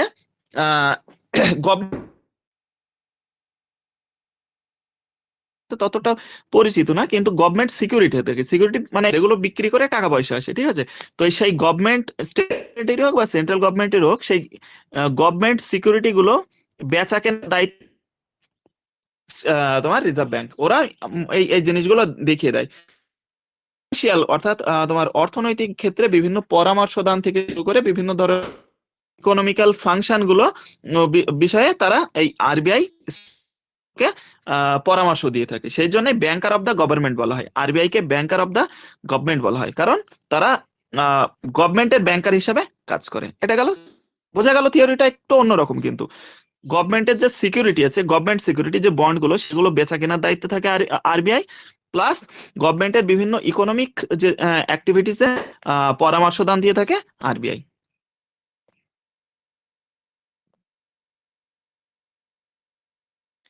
থার্ড যেটা, সেটা হচ্ছে ব্যাংকার অফ ব্যাংক। একটা এটা গেল ব্যাংকার অফ গভর্নমেন্ট, এবার হচ্ছে ব্যাংকার অফ ব্যাংক। জিনিসটা কি? আরবিআই তো একটা bank, reserve bank of India, কিন্তু কখনো তোমরা আরবিআই তে কিন্তু সেভিংস অ্যাকাউন্ট বা কারেন্ট অ্যাকাউন্ট বা কোনো কিছু টাকা জমা দেওয়া, টাকা তোলা, কোনো ব্যাপারগুলোই কিন্তু আরবিআই থেকে করতে পারবে না, কারণ ওটা হচ্ছে সেন্ট্রাল ব্যাংক। এই ব্যাংক আর যে ব্যাংক আছে তাদের ব্যাংক, তাদের প্যারেন্ট ব্যাংক, যেটা মাদার ব্যাংক বলা হয়। এই ব্যাংক, বিভিন্ন ব্যাংকের, রাষ্ট্রায়ত্ত ব্যাংকের প্যারেন্ট ব্যাংক হচ্ছে রিজার্ভ ব্যাংক। তো এই ব্যাংকার অফ ব্যাংক বলতে এটাকেই বোঝানো হয়েছে যে এই দেখা গেল দেশে একটা ইকোনমিক্যাল যে মন্দা দেখা যায় না, ক্রাইসিস, তোমার ইকোনমিক্যাল ক্রাইসিস যখন দেখা যায়, তখন ব্যাংকগুলো কি হয়? দেউলিয়া হয়ে যায়, বা ভারতে যদিও হয়নি, ওই রকম একটা অবস্থা আসে, তখন এই ব্যাংকগুলোকে অ্যাসিস্ট্যান্ট দেয়, সেটাই হচ্ছে ব্যাংকার অফ ব্যাংকের প্রধান কাজ। ব্যাংক নিশ্চয়ই এমনি এমনি দেয় না, ডিমান্ড ডিপোজিট, টাইম ডিপোজিট, এই ডিমান্ড ডিপোজিট এবং টাইম ডিপোজিটের একটা অংশ আর আর এগুলো পরে বলছি, সিআরআর, এসএলআর, ঠিক আছে?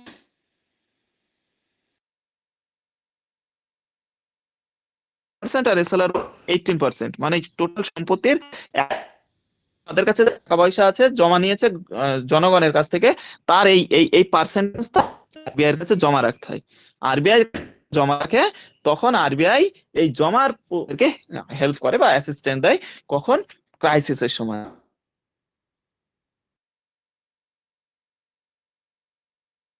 ক্ষেত্রেই প্রযোজ্য। শিডিউল কমার্শিয়াল ব্যাংক কি সেটা পরে আসছি। আচ্ছা চলো, নেক্সট হিসেবে কাজ করে lender of last resort. Lender of last resort মানে কি? এই যে একটু আগে বলছিলাম না, বলা হয়নি বোধহয়, নোট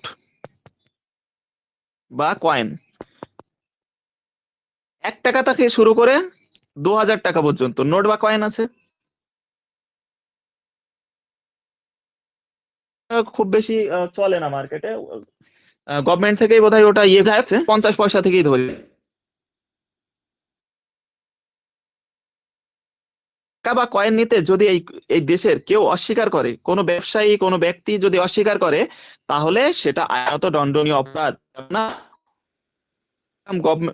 তোমার সেন্ট্রাল গভর্নমেন্ট সেটা গ্যারান্টি দিচ্ছে, সেন্ট্রাল গভর্নমেন্ট গ্যারান্টি দিচ্ছে আমি এটার ভ্যালু 10 টাকা, তা করছো তাহলে দণ্ডনীয় অপরাধ, এটা তুমি ক্রাইম করছো। তাহলে এটাই হচ্ছে লেন্ডার, ঠিক আছে।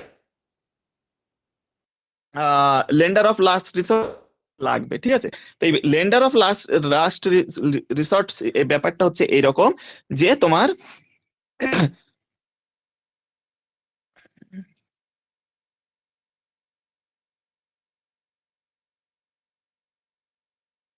যখন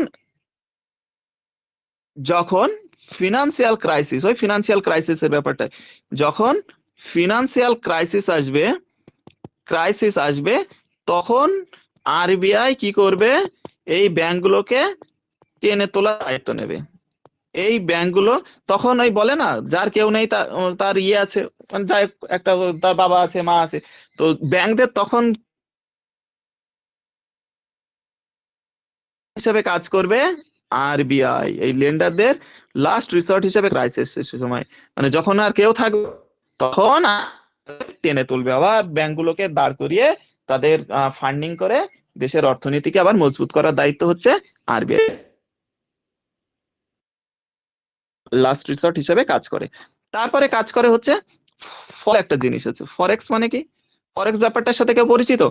যেটা foreign exchange, FORIEGN, foreign exchange.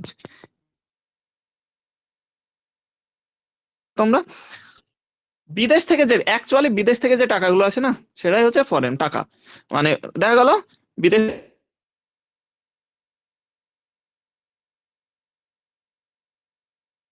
As a labour হতে পারে, বিদেশে কেউ ব্যবসা করে, যেমন ভারতের করে।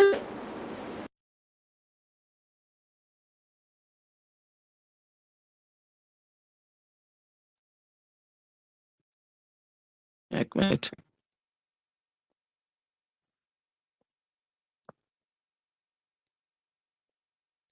বিদেশে কেউ লেবার হিসেবে কাজ করে, এই দুবাই, আরব এমিরেটস, সৌদি আরব, কাতার, অনেকেই আছে। বা দেখা গেছে USA,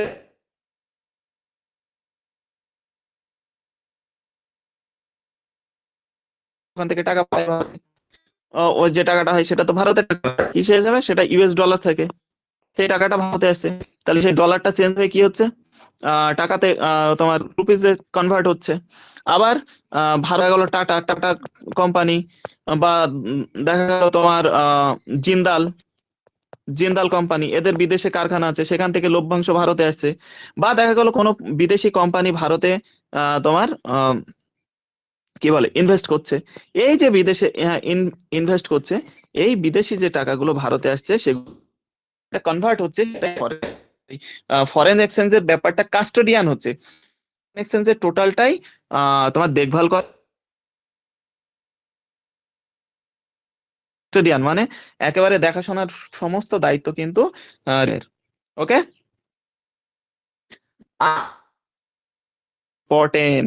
important 6 number point, controller of credit and money supply. Credit প্রথম কঠিন মনে হলো, এটা কিন্তু সব থেকে সহজ theory. Controller of credit and money supply, তাহলে সেই দেশে টাকার যে সাপ্লাই, টাকার সাপ্লাইয়ের টোটাল কন্ট্রোলিং পাওয়ারটা থাকে আরবিআই এর হাতে। তার বিভিন্ন টুলস আছে, ওকে, সিআরআর, এসএলআর বা রেপো রেট, ব্যাংক রেট, এই বিভিন্ন টুলস প্রয়োগ করে টাকার দরকার বেশি, মার্কেটে বেশি টাকা হয়ে গেছে, তখন কি করে এই রেট গুলো ইনক্রিজ করে দেয়। আবার যখন দেখা গেলো মার্কেটে টাকা কমে গিয়েছে, তখন রেট বাড়িয়ে টাকার পরিমাণ কমাই আর রেট কমিয়ে বাড়াই। এই জিনিসগুলো মনে রাখবা। যখন রেট বাড়াই, পার্সেন্টেজ বাড়াই, তখন কি মার্কেটের টাকা কমে যায়। রেট বাড়াই, সরি, রেট কমিয়ে দেয়, তখন মার্কেটের টাকার পরিমাণ সেটা বেড়ে যায়। এই কন্ট্রোলিং পাওয়ারটা থাকে আরবিআই এর হাতে। এটা আরবিআই এর সব থেকে ইম্পর্টেন্ট কাজ, এটা কন্ট্রোল করা। আর একটা কাজ হচ্ছে, সেটা হচ্ছে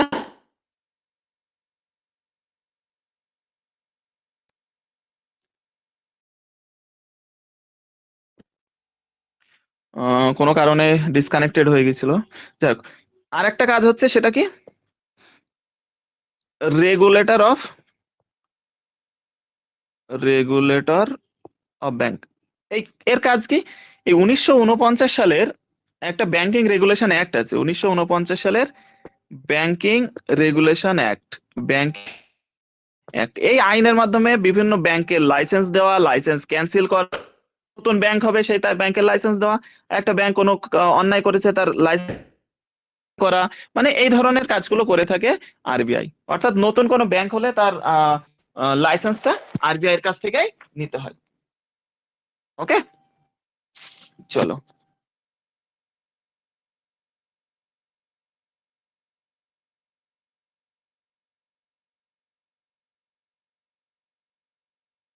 এবার হচ্ছে এই জিনিসগুলো ডিটেলস আসবো। মনিটারি পলিসি, তোমার monetary policy, monetary policy, RBI এর যে মনিটারি পলিসি গুলো জানবো। মনিটারি পলিসি কি? বিভিন্ন ইনস্ট্রুমেন্ট আছে, ঠিক আছে, ক্রেডিট কন্ট্রোল করার, এই একটু আগে বললাম না, ক্রেডিট কন্ট্রোল করার পাওয়ার আছে আরবিআই এর হাতে। তো বিভিন্ন ইনস্ট্রুমেন্ট আছে ক্রেডিট কন্ট্রোল করার জন্য, ক্রেডিটটা কন্ট্রোল করার জন্য বিভিন্ন ইনস্ট্রুমেন্ট আছে, ইনস্ট্রুমেন্ট গুলো পরীক্ষায় দেয়। ওকে, তার দুটো ধরনের আছে, একটা হচ্ছে তোমার কোয়ান্টিটেটিভ ইনস্ট্রুমেন্ট, আর একটা হচ্ছে কোয়ালিটিভ ইনস্ট্রুমেন্ট। কোয়ালিটিভ হচ্ছে উপরেরটা, কোয়ান্টিটেটিভ ইনস্ট্রুমেন্ট মানে পরিমাণগত যেটা, যে ইনস্ট্রুমেন্ট আছে সেই ইনস্ট্রুমেন্টটা পড়বো, ঠিক আছে। তো সেই কোয়ান্টিটেটিভ ইনস্ট্রুমেন্টের ভিতরেই প্রথমেই আমরা যেটা পড়বো সেটা হচ্ছে, তার চারটে ভাগ আছে। ব্যাংক রেট আছে, লিকুইডিটি অ্যাডজাস্টমেন্ট ফ্যাসিলিটি আছে, ওপেন মার্কেট অপারেশন আছে, আর রিজার্ভ রিকোয়ারমেন্ট আছে। সবার প্রথমে আছে ব্যাংক রেট। ব্যাংক রেট, এই ব্যাংক রেটটা কি না, ব্যাংক রেট হচ্ছে এমন একটা মানে তোমার থিওরি, যেটা হচ্ছে আরবিআই কি করে, আরবিআই শিডিউল কমার্শিয়াল ব্যাংকগুলোকে, শিডিউল কমার্শিয়াল ব্যাংকটা একটু পরে বলছি কি, এই বলেই দিই, শিডিউল কমার্শিয়াল ব্যাংক হচ্ছে ভারতের রিজার্ভ ব্যাংকের যে 1934 সালের যে আইনটা ছিল না, সেই আইনের সেকেন্ড শিডিউল বলে একটা জায়গা আছে, সেই সেকেন্ড শিডিউলের আন্ডারে যতগুলো ব্যাংক সেগুলো শিডিউল কমার্শিয়াল ব্যাংক বলা হয়। মানে সেই সেকেন্ড শিডিউলের যে ক্রাইটেরিয়া আছে, সেই ক্রাইটেরিয়া গুলো যে ব্যাংকগুলো মেনে চলে সেগুলোকে শিডিউল কমার্শিয়াল ব্যাংক বলা হয়। তো এই আরবিআই কি করে, ব্যাংক রেটের মাধ্যমে কি করে, শিডিউল কমার্শিয়াল ব্যাংকগুলিকে লং টার্ম লোন দেয়। লং টার্ম মানে যেগুলো অনেক দিনের জন্য, লং টার্ম বলতে অনেক দিনের জন্য, শর্ট টার্ম বলতে কম দিনের জন্য, উইদাউট এনি অ্যাপ্রুভড সিকিউরিটিজ, এবং তার জন্য কোনো মর্টগেজ জমা দিতে হয় না, মর্টগেজ। ওকে, তার জন্য কোনো দেখা গেল কি হয়, আমরা কোনো লোন নিতে গেলে হয় জমির কাগজপত্র, জমির দলিল জমা দিতে হয়, বা চাকরি করলে তার সেই সমস্ত ডকুমেন্ট জমা দিতে হয় লোন নিতে হলে, বা অন্য কোনো জিনিস জমা রাখতে হয়, ঠিক আছে, মর্টগেজ হিসেবে। তো এই আরবিআই শিডিউল কমার্শিয়াল ব্যাংকগুলিকে লোন দেয়, লং টার্ম লোন, অনেক অনেক দিনের জন্য লোন, দেখা গেল 5 বছর, 10 বছর, 20 বছরের জন্য লোন দেয়, কিন্তু তার জন্য কোনো কিছু মর্টগেজ হিসেবে জমা রাখে না, সেটাকেই বলা হয় ব্যাংক রেট। এই থিওরিগুলো কিন্তু খুব ইম্পর্টেন্ট, এই থিওরিগুলোই কিন্তু এই রিজার্ভ ব্যাংকের যখন পড়বা, এই থিওরিগুলোই কিন্তু সব থেকে বেশি ইম্পর্টেন্ট। ওকে, তাহলে ব্যাংক রেটটা কি? ব্যাংক রেট হচ্ছে আরবিআই যখন শিডিউল কমার্শিয়াল ব্যাংকগুলোকে কোনো উইদাউট মর্টগেজে যখন মানে উইদাউট যে তোমার অ্যাপ্রুভড সিকিউরিটি নিয়ে যখন কোনো লোন দেয়, সেই লোনটাকে বলা হয়, যে রেটে লোন দেয় সেই রেট অফ লোনটাকে বলা হয় ব্যাংক রেট। ওকে, আর বর্তমান ব্যাংক রেট হচ্ছে বোধহয় 4%, না 4 নয়, 4.25%। বর্তমান ব্যাংক রেট হচ্ছে 4. আর এই ব্যাংক রেটটা সবসময় তোমার রেপো রেট বলে আর একটা জিনিস আছে, থেকে 0.25% সবসময় বেশি থাকে। রেপো রেটের থেকে রেট সবসময় এই 0.25% বেশি থাকে, এরপরে রেপো রেট আসছে। ঠিক আছে, ব্যাংক রেট গেল। ব্যাংক রেট কি? ব্যাংক রেট হচ্ছে আরবিআই যখন শিডিউল, এই আরবিআই যখন ব্যাংক রেট হচ্ছে যখন শিডিউল কমার্শিয়াল ব্যাংকগুলোকে লং টার্ম লোন দেয় কোনো মর্টগেজ, সেটাকে বলা হয় ব্যাংক রেট। ওকে, যে পার্সেন্টেজ অফ লোন দেয় সেই পার্সেন্টেজটাকে বলা হয় ব্যাংক রেট হচ্ছে তোমার 4.25% এখন। আর এই ব্যাংক সময় রেপো রেটের থেকে 0.25 বেসিস বেশি থাকে। এবার আসছে তোমার লিকুইডিটি অ্যাডজাস্টমেন্ট ফ্যাসিলিটি বলে একটা জিনিস আছে এই কোয়ান্টিটিভের ভিতরে। এর ভিতরে তিনটে জিনিস আছে, একটা হচ্ছে রেপো রেট, একটা হচ্ছে রিভার্স মানে রেপোর উল্টো যেটা রিভার্স রেপো রেট, আর একটা হচ্ছে তোমার MSF বলে একটা জিনিস আছে, মার্জিনাল স্ট্যান্ডিং ফ্যাসিলিটি। প্রথমে আসছে রেপো রেট। রেপো রেট হচ্ছে যখন আরবিআই, এই একই রকম জিনিস, আরবিআই তোমার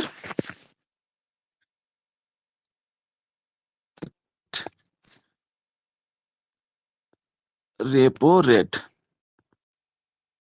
আরবিআই কি করছে? লোন দিচ্ছে কাদের? Schedule commercial bank. এই শিডিউল কমার্শিয়াল ব্যাংকের উদাহরণ SBI, ইউনাইটেড ব্যাংক, ইউনাইটেড নেই তো, পাঞ্জাব ন্যাশনাল ব্যাংক, এগুলো সব শিডিউল কমার্শিয়াল ব্যাংক। তাহলে আরবিআই যখন শর্ট টার্মে লোন দিচ্ছে তোমার শিডিউল কমার্শিয়াল ব্যাংকগুলোকে, কিন্তু শর্ট টার্মে লোন দিলেও তার বদলে কিসের দিতে? এগেনস্ট অ্যাপ্রুভড সিকিউরিটিজ, কোনো একটা সিকিউরিটি মানে ইয়ে করে সিকিউরিটির ভিত্তিতে যখন লোন দিচ্ছে। আগেরটা কিন্তু ব্যাংক রেটের কিন্তু অ্যাপ্রুভড সিকিউরিটি ছিল না, আর ওটা ছিল লং টার্ম। ব্যাংক রেটটা হচ্ছে লং টার্ম, আর রেপো রেটটা হচ্ছে শর্ট টার্ম, অল্প কিছুদিনের জন্য শর্ট টার্ম। ওকে, এই শর্ট টার্মের ভিতরে যখন আরবিআই শর্ট টার্মে সিকিউরিটি নিয়ে শিডিউল কমার্শিয়াল ব্যাংকগুলোকে লোন দিচ্ছে, সেটাকেই বলা হচ্ছে রেপো রেট। আর রেপো রেট আর ব্যাংক রেটের ভিতরে তাহলে পার্থক্য কি থাকছে? এটা হচ্ছে ব্যাংক রেট আর এটা হচ্ছে রেপো রেট। এটা হচ্ছে লং টার্ম, এটা হচ্ছে শর্ট টার্ম। এটা হচ্ছে লং টার্ম, এটা হচ্ছে শর্ট টার্ম। উইদাউট সিকিউরিটি, কোনো সিকিউরিটি লাগছে না, এখানে সিকিউরিটি লাগছে, এখানে সিকিউরিটি লাগছে। আর ব্যাংক রেটের থেকে, এই রেপো রেটের থেকে ব্যাংক রেট সবসময় বেসিস 0.25% বেশি থাকে। ক্লিয়ার? I think clear. এবার হচ্ছে রিভার্স। রিভার্স গিয়ার থাকে না গাড়িতে, গিয়ার, রিভার্স গিয়ার। তো এই রিজার্ভ না, কিন্তু রিভার্স, যেটা উল্টো বলা হয় reverse repo rate. Reverse repo রেটে আবার ব্যাপারটা যেরকম উল্টো, রিভার্স কথাটার অর্থ যেরকম উল্টো, এটা উল্টো। এখানে কিন্তু আরবিআই আর লোন দিচ্ছে না, ঠিক আছে? শিডিউল কমার্শিয়াল ব্যাংকগুলোকে যে রেটে আরবিআই, আবার এই শিডিউল কমার্শিয়াল আরবিআইতে টাকা দেয়, টাকা মানে দেখো উদ্বৃত্ত হয়ে গেলে তখন এরাও দেখা গেল লোনে দিচ্ছে, টাকা জমা রাখলো। ঠিক আছে, শিডিউল কমার্শিয়াল ব্যাংকগুলোকে আরবিআই এর কাছে টাকা, কোনো সংস্থায় তো ফ্রি মানে এগুলো তো তোমার ফিনান্সিয়াল ইনস্টিটিউশন, কিছু রাখবে না। তো এই একটা ইন্টারেস্টের ভিত্তিতে ব্যাংকগুলো আরবিআই এর কাছে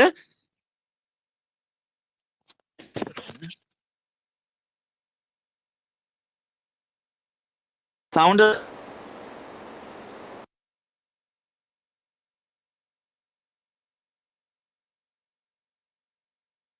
আচ্ছা, সাউন্ড কি যাচ্ছে না? ক্লিয়ার না সাউন্ড?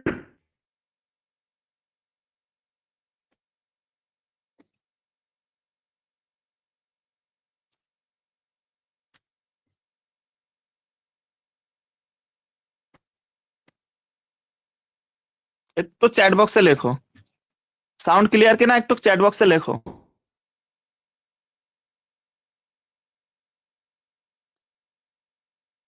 ওকে ওকে।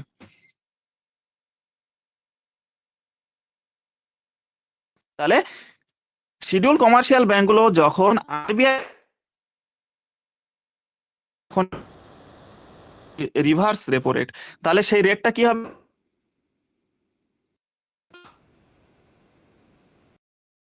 থেকে নিশ্চয়, কারণ এটা হচ্ছে অ্যাপেক্স বডি, হচ্ছে সব থেকে বড় বডি, মানে এ যে কম হারে লোন নেবে নিশ্চয়ই সেটাও কম হয়, সেটা হচ্ছে 3 রিভার্স রেপো রেট 35%। ওকে, নোট করবা, মানে রেকর্ড ক্লাস থেকে সবাই নোট করে একটা ইয়েতে আচ্ছা জিয়া, না সাউন্ড ক্লিয়ার না, হালিমা সাউন্ড ক্লিয়ার না, কি করবো বলো, রেকর্ড ক্লাস থেকে সাউন্ডটা ইয়ে করে নিবা, চালিয়ে যায়, নাহলে আর এই ক্লাসটা শেষ হবে না।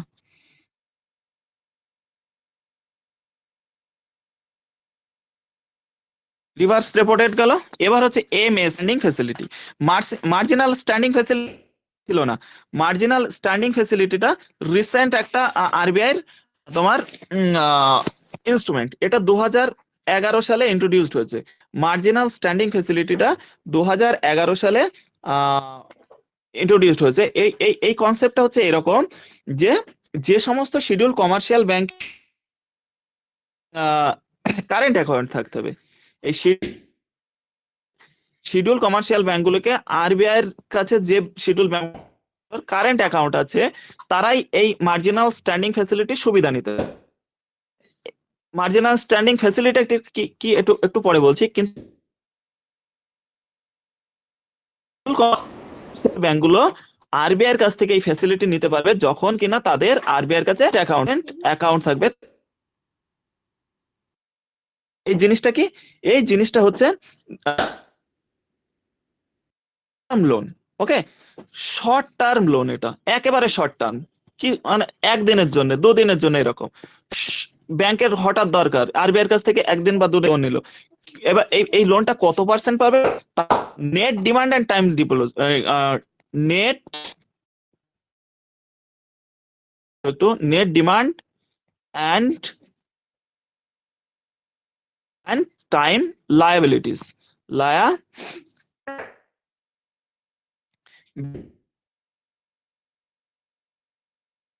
এটা কি, এই জিনিসটা হচ্ছে যেটা ডিমান্ড এন্ড টাইম লায়াবিলিটিস হচ্ছে এরা সাধারণ কাস্টমারের কাছ থেকে যে পরিমাণ টাকা সেভিংস এবং থাকে অ্যাজ এ মানে ডিমান্ড, আগে যেটা বল ডিমান্ড ডিপোজিট হিসাবে, যেটা মানে যে টাকাটা রাখছে আবার তুলে নিচ্ছে সেই টাকা, এবং ডিপোজিট হিসাবে যে টাকাগুলো রাখে সেই টোটাল অ্যাকাউন্ট হোল্ডারদের টাকা 2%। দেখা গেল 5,000 কোটি টাকা আছে, 5,000 50,000 কোটি টাকা জমা রেখেছে সাধারণ জনগণ demand demand liabilities and time savings ব্যাংকে, এবং তারা ফিক্সড ডিপোজিট বা রেকারিং ওই ধরনের করেছে 50,000 ধরে। এবার এই 50,000 টাকার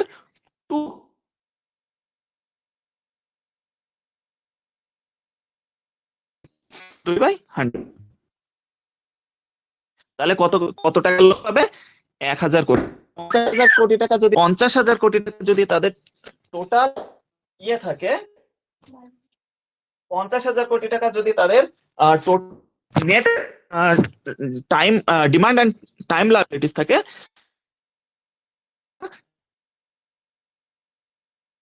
শর্ট টার্ম তোমার দেখা গেল একটা রাত্রের জন্য বা 2 দিনের জন্য এরকম রেটে, আর এর ইন্টারেস্ট রেট হচ্ছে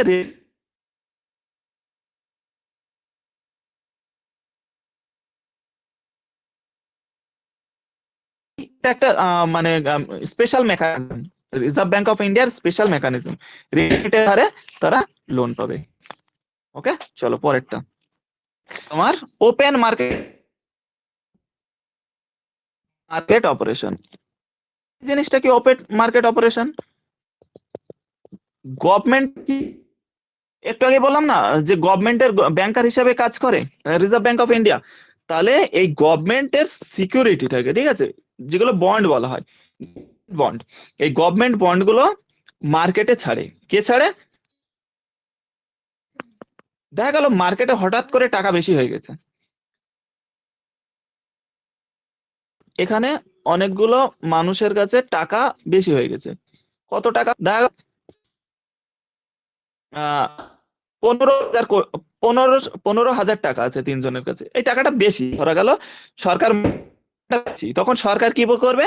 এই যে গভর্নমেন্ট এগুলো বেচবে, যেগুলো গভর্নমেন্টের নিজেদের হাতে আছে।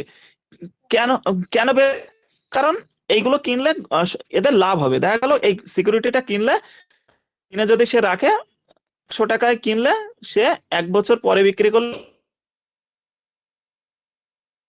একটা, এই যে গভর্নমেন্ট সিকিউরিটি কেনা লাভ না, যখন এদের হাতে টাকাগুলো কমাতে হবে, কিভাবে করবে? এই গভর্নমেন্ট সিকিউরিটি গুলো আমি এদের কাছে বেচে দিই। গভর্নমেন্ট সিকিউরিটি এই সরকারের হয়ে কে? আরবিআই। তাহলে আরবিআই এর হাতে এই গভর্নমেন্ট সিকিউরিটি গুলো আছে। তাহলে আরবিআই কি করবে? এই গভর্নমেন্ট সিকিউরিটি গুলো এই তিনজনের কাছে বেচে দিল। এরা মনে কর যে 9,000 টাকা, তিনজনের 3,000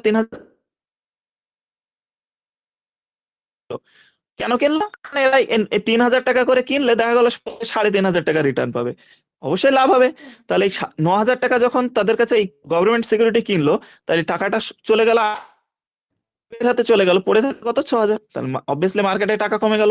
টাকা কমলে কি, তারা দাম ধরো 15,000 টাকা থাকার দরুন তারা টাকার জোরে কি করে? মানুষ কম দামের জিনিস বেশি দামে কেনে, কম দামের জিনিস তারা বেশি দামে কেনে। ফলে মার্কেটে বিভিন্ন জিনিসপত্রের দাম বাড়ছিল। তাহলে এই মার্কেটে বিভিন্ন জিনিসপত্রের যখন ইনফ্লেশন, পরের দিন এটা একটা করাবো, এই ইনফ্লেশন মুদ্রাস্ফীতি। তাহলে এই মুদ্রাস্ফীতি রোধ করার জন্য গভর্নমেন্ট এই গভর্নমেন্ট সিকিউরিটি গুলো আরবিআই বিক্রি করে দেয় ওপেন, খোলা বাজার, ওপেন মার্কেট অপারেশনের মাধ্যমে সিকিউরিটি গুলো সাধারণ মানুষের কাছে বেচে দেয়। মানে কি হলো? মানুষের হাতে টাকা কমে গেল। আবার টাকা এখন মার্কেটে টাকা কম হয়ে গেছে, বেশি কি করবে? কারণ তাদের কেনা আছে, গুলো তখন বেশি দামে কিনে নেবে। দেখা গেল গভর্নমেন্ট সিকিউরিটি 12,000 টাকায় কিনে নেবে, 1,000 টাকা গুলো সরকারের দিয়ে দিল, বন্ড গুলো সরকার তাদের হাতে টাকা দিয়ে দিল। তাদের টাকাগুলো যখন সরকার তাদের হাতে দিয়ে দিল, মার্কেটে টাকা বেড়ে গেল, আবার তাদের বেশ শান্তিতে সুখে শান্তিতে বসবাস করতে লাগলো। অপারেশনের থিওরি। নেক্সট হচ্ছে CRR, cash reserve ratio, LR, cash reserve ratio আর স্ট্যাটুটরি লিকুইডিটি।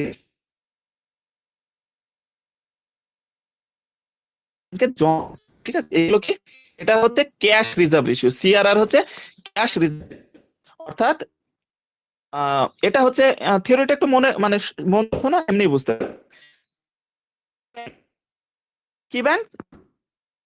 মানে কমার্শিয়াল ব্যাংক, অ্যাকচুয়ালি সমস্ত ক্ষেত্রে এগুলো প্রযোজ্য। ব্যাংকের ভিতরে একটা ব্যাংক হলো এসবিআই। তো এসবিআই কি করলো? ডিপোজিট হিসাবে এবং টাইম ডিপোজিট মার্কেট থেকে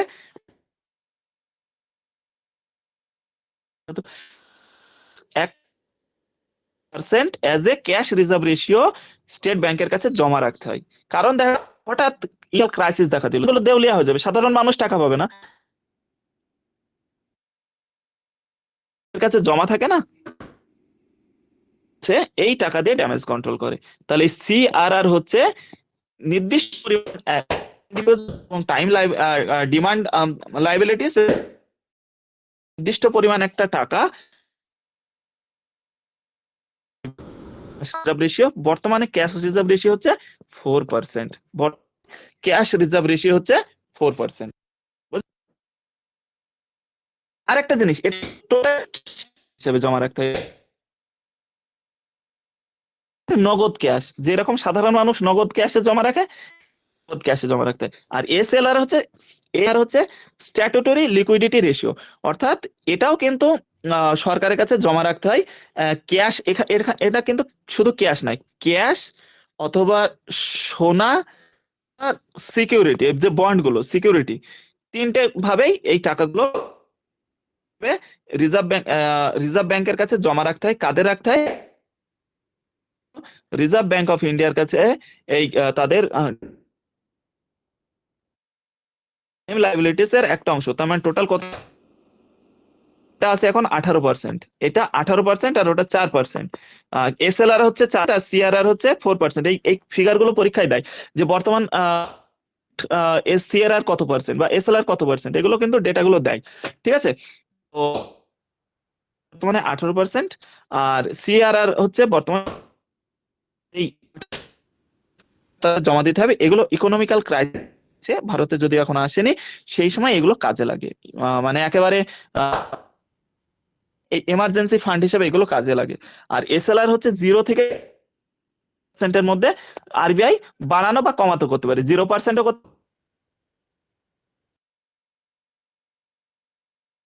মতো। এখানেও কিন্তু এগুলো বাড়ানো কমানোর মাধ্যমে টাকা কম বেশি হয়।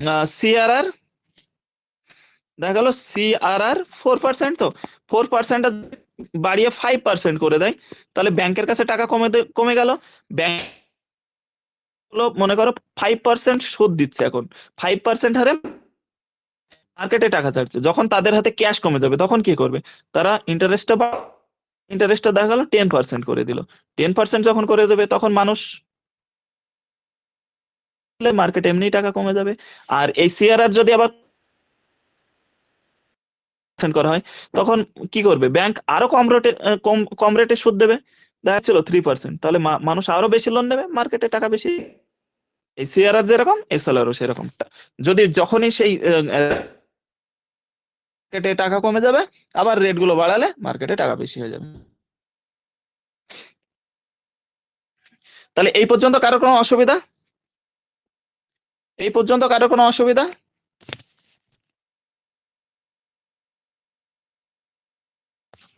বোধহয় অসুবিধা নেই। এবার ব্যাংকের স্ট্রাকচার।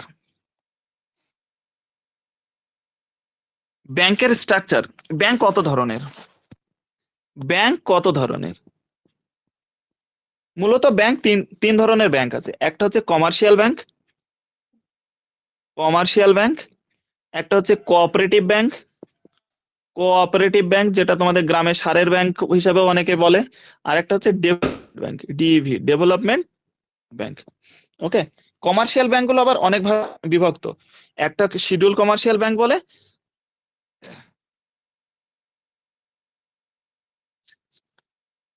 আচ্ছা জিয়া, বর্ণটা কল শুনতে পাইনি, বুঝতে পারলাম না জিয়া কি বললে। আচ্ছা, কমার্শিয়াল ব্যাংক দুই ধরনের, একটা হচ্ছে শিডিউল কমার্শিয়াল ব্যাংক, নন শিডিউল কমার্শিয়াল ব্যাংক, একটা হচ্ছে নন শিডিউল। মানে ব্যাংক, প্রথম ব্যাংকটা দেখো, ব্যাংক হচ্ছে তিন ধরনের, একটা হচ্ছে কমার্শিয়াল ব্যাংক, একটা হচ্ছে কোঅপারেটিভ ব্যাংক, একটা হচ্ছে ডেভেলপমেন্ট ব্যাংক। কমার্শিয়াল দেখো, commercial bank, cooperative bank, development bank. Commercial ব্যাংকটা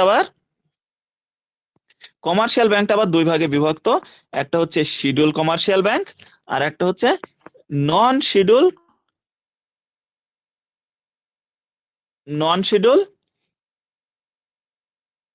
কমার্শিয়াল ব্যাংক একটা আর কমার্শিয়াল ব্যাংকগুলো কি একটু আগে বলে দিলাম, যে রিজার্ভ ব্যাংক অফ ইন্ডিয়ার অ্যাক্ট যেটা আছে 1934, পিআই অ্যাক্ট 1934-এর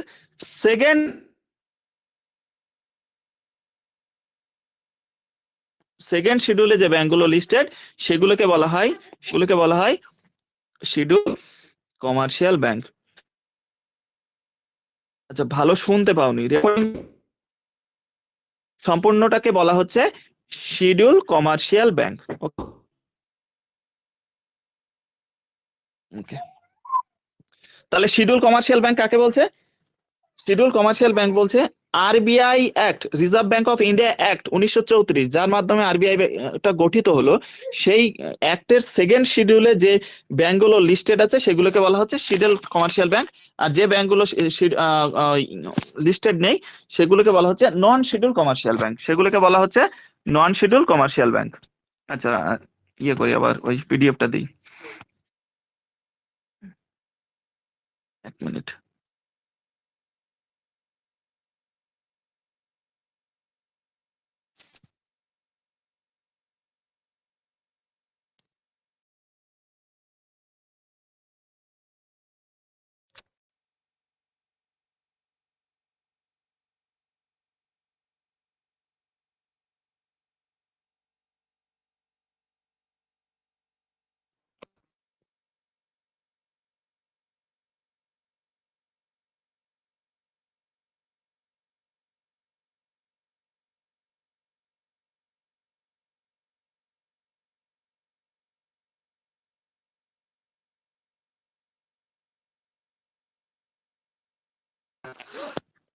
এখানে শিডিউল একটা হচ্ছে শিডিউল কমার্শিয়াল ব্যাংক, একটা হচ্ছে নন শিডিউল কমার্শিয়াল ব্যাংক। যেগুলো সেকেন্ড শিডিউলে নেই সেগুলো non schedule commercial bank. Schedule commercial bank আবার অনেকভাবে বিভক্ত হচ্ছে, পাবলিক, একটা হচ্ছে পাবলিক সেক্টর ইন্ডিয়ান ব্যাংক, একটা হচ্ছে পাবলিক সেক্টর ফরেন।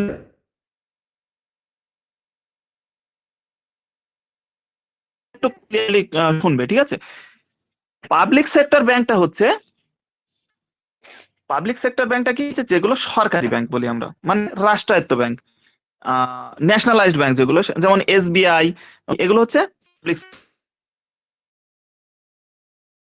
না, পাবলিক সেক্টর ব্যাংক আছে, একটা হচ্ছে ওল্ড প্রাইভেট ব্যাংক আর একটা হচ্ছে নিউ প্রাইভেট ব্যাংক। বলতে এগুলো এক্সিস ব্যাংক, ঠিক আছে? এক্সিস হচ্ছে প্রাইভেট সেক্টর ব্যাংক। আর ওল্ড প্রাইভেট সেক্টর ব্যাংক বলতে 1969-এ প্রথম ন্যাশনালাইজড হয়েছিল ব্যাংক, আর 1980 সালেও হয়। এই 1980 বা 70 সালে যে ব্যাংকগুলো ন্যাশনালাইজড হয়নি কিন্তু আগে ছিল, অস্তিত্ব ছিল, কেবল old sector bank. Foreign bank বলতে ব্যাংক, বিসি বলে একটা ব্যাংক আছে, বিদেশি ব্যাংকে দেখা গেল লন্ডনের, নিউ ইয়র্ক, যেগুলো বিদেশি ব্যাংক ভারতে শাখা খুলেছে, সেগুলো হচ্ছে প্রাইভেট সেক্টর ফরেন ব্যাংক। আর রিজিওনাল রুরাল ব্যাংক বলতে বোঝায় গ্রামীণ ব্যাংকগুলোকে, তো গ্রামীণ ব্যাংক গুলো ব্যাংক। শিডিউল কি না, শিডিউল কমার্শিয়াল ব্যাংক আমার এই কমার্শিয়াল ব্যাংক হচ্ছে তার সেকেন্ড থাকতে হবে 1934 সালের একটা, প্লাস পেইড আপ ক্যাপিটাল থাকতে হবে 5 লাখ।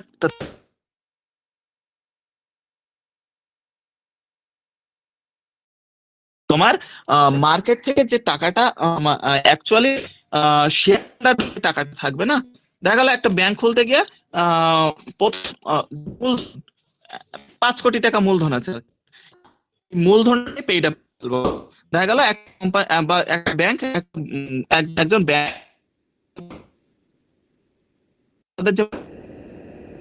সেটা মিনিমাম নট কম হলো না, মানে এটা বহু আইন, সেজন্য 5 লাখ ছিল তখন, 5 লাখের একটা ভ্যালু ছিল, এটা 5 লাখ কম হবে না। এটা তোমার উদাহরণ। তাহলে কি করতে হবে? It should satisfy the RBI there RBI, যেহেতু আরবিআই স্যাটিসফাই করবে, মানে নিয়ম চলতে হবে। আর ব্যাংক যেগুলো নট লিস্টেড,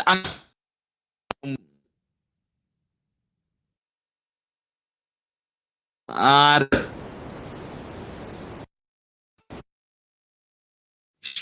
কমার্শিয়াল ব্যাংকের ভিতরে পড়ছে, তো এগুলো তো আগেই বলে দিলাম, public sector bank plus private bank, old private bank, এগুলো।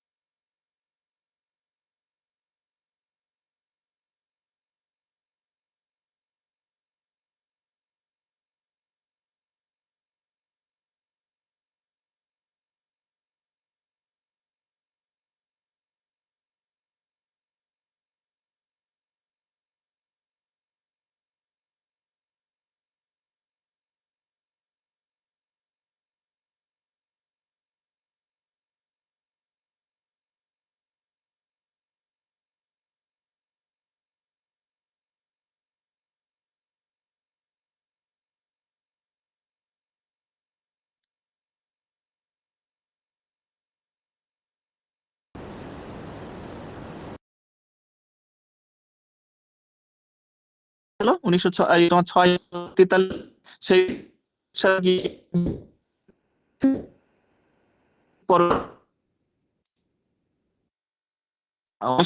সালে হয়ে গেল ইম্পেরিয়াল ব্যাংক অফ ইন্ডিয়া। কত নম্বর পৃষ্ঠা? 19।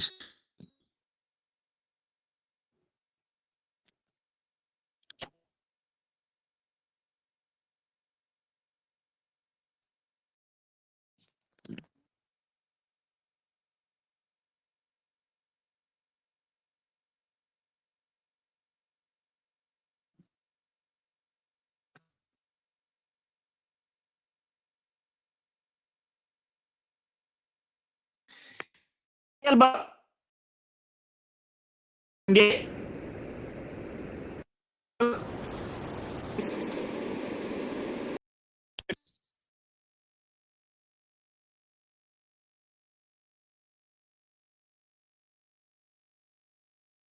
দেওয়া হয় state Bank of Bikaner, state bank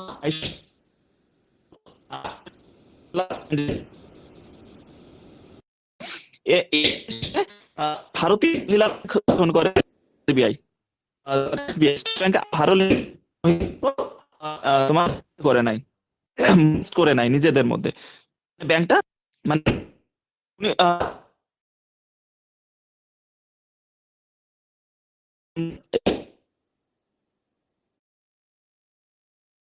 bank ছিল ব্যাংক অফ ত্রিপুরা ব্যাংক কিছুই এর সঙ্গে মানে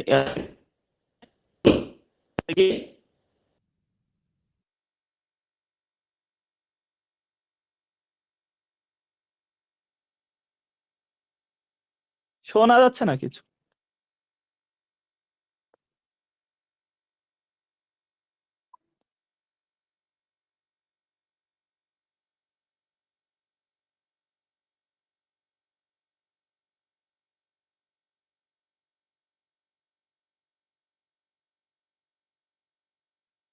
শোনা যাচ্ছে? রেসপন্স করো, শোনা যাচ্ছে?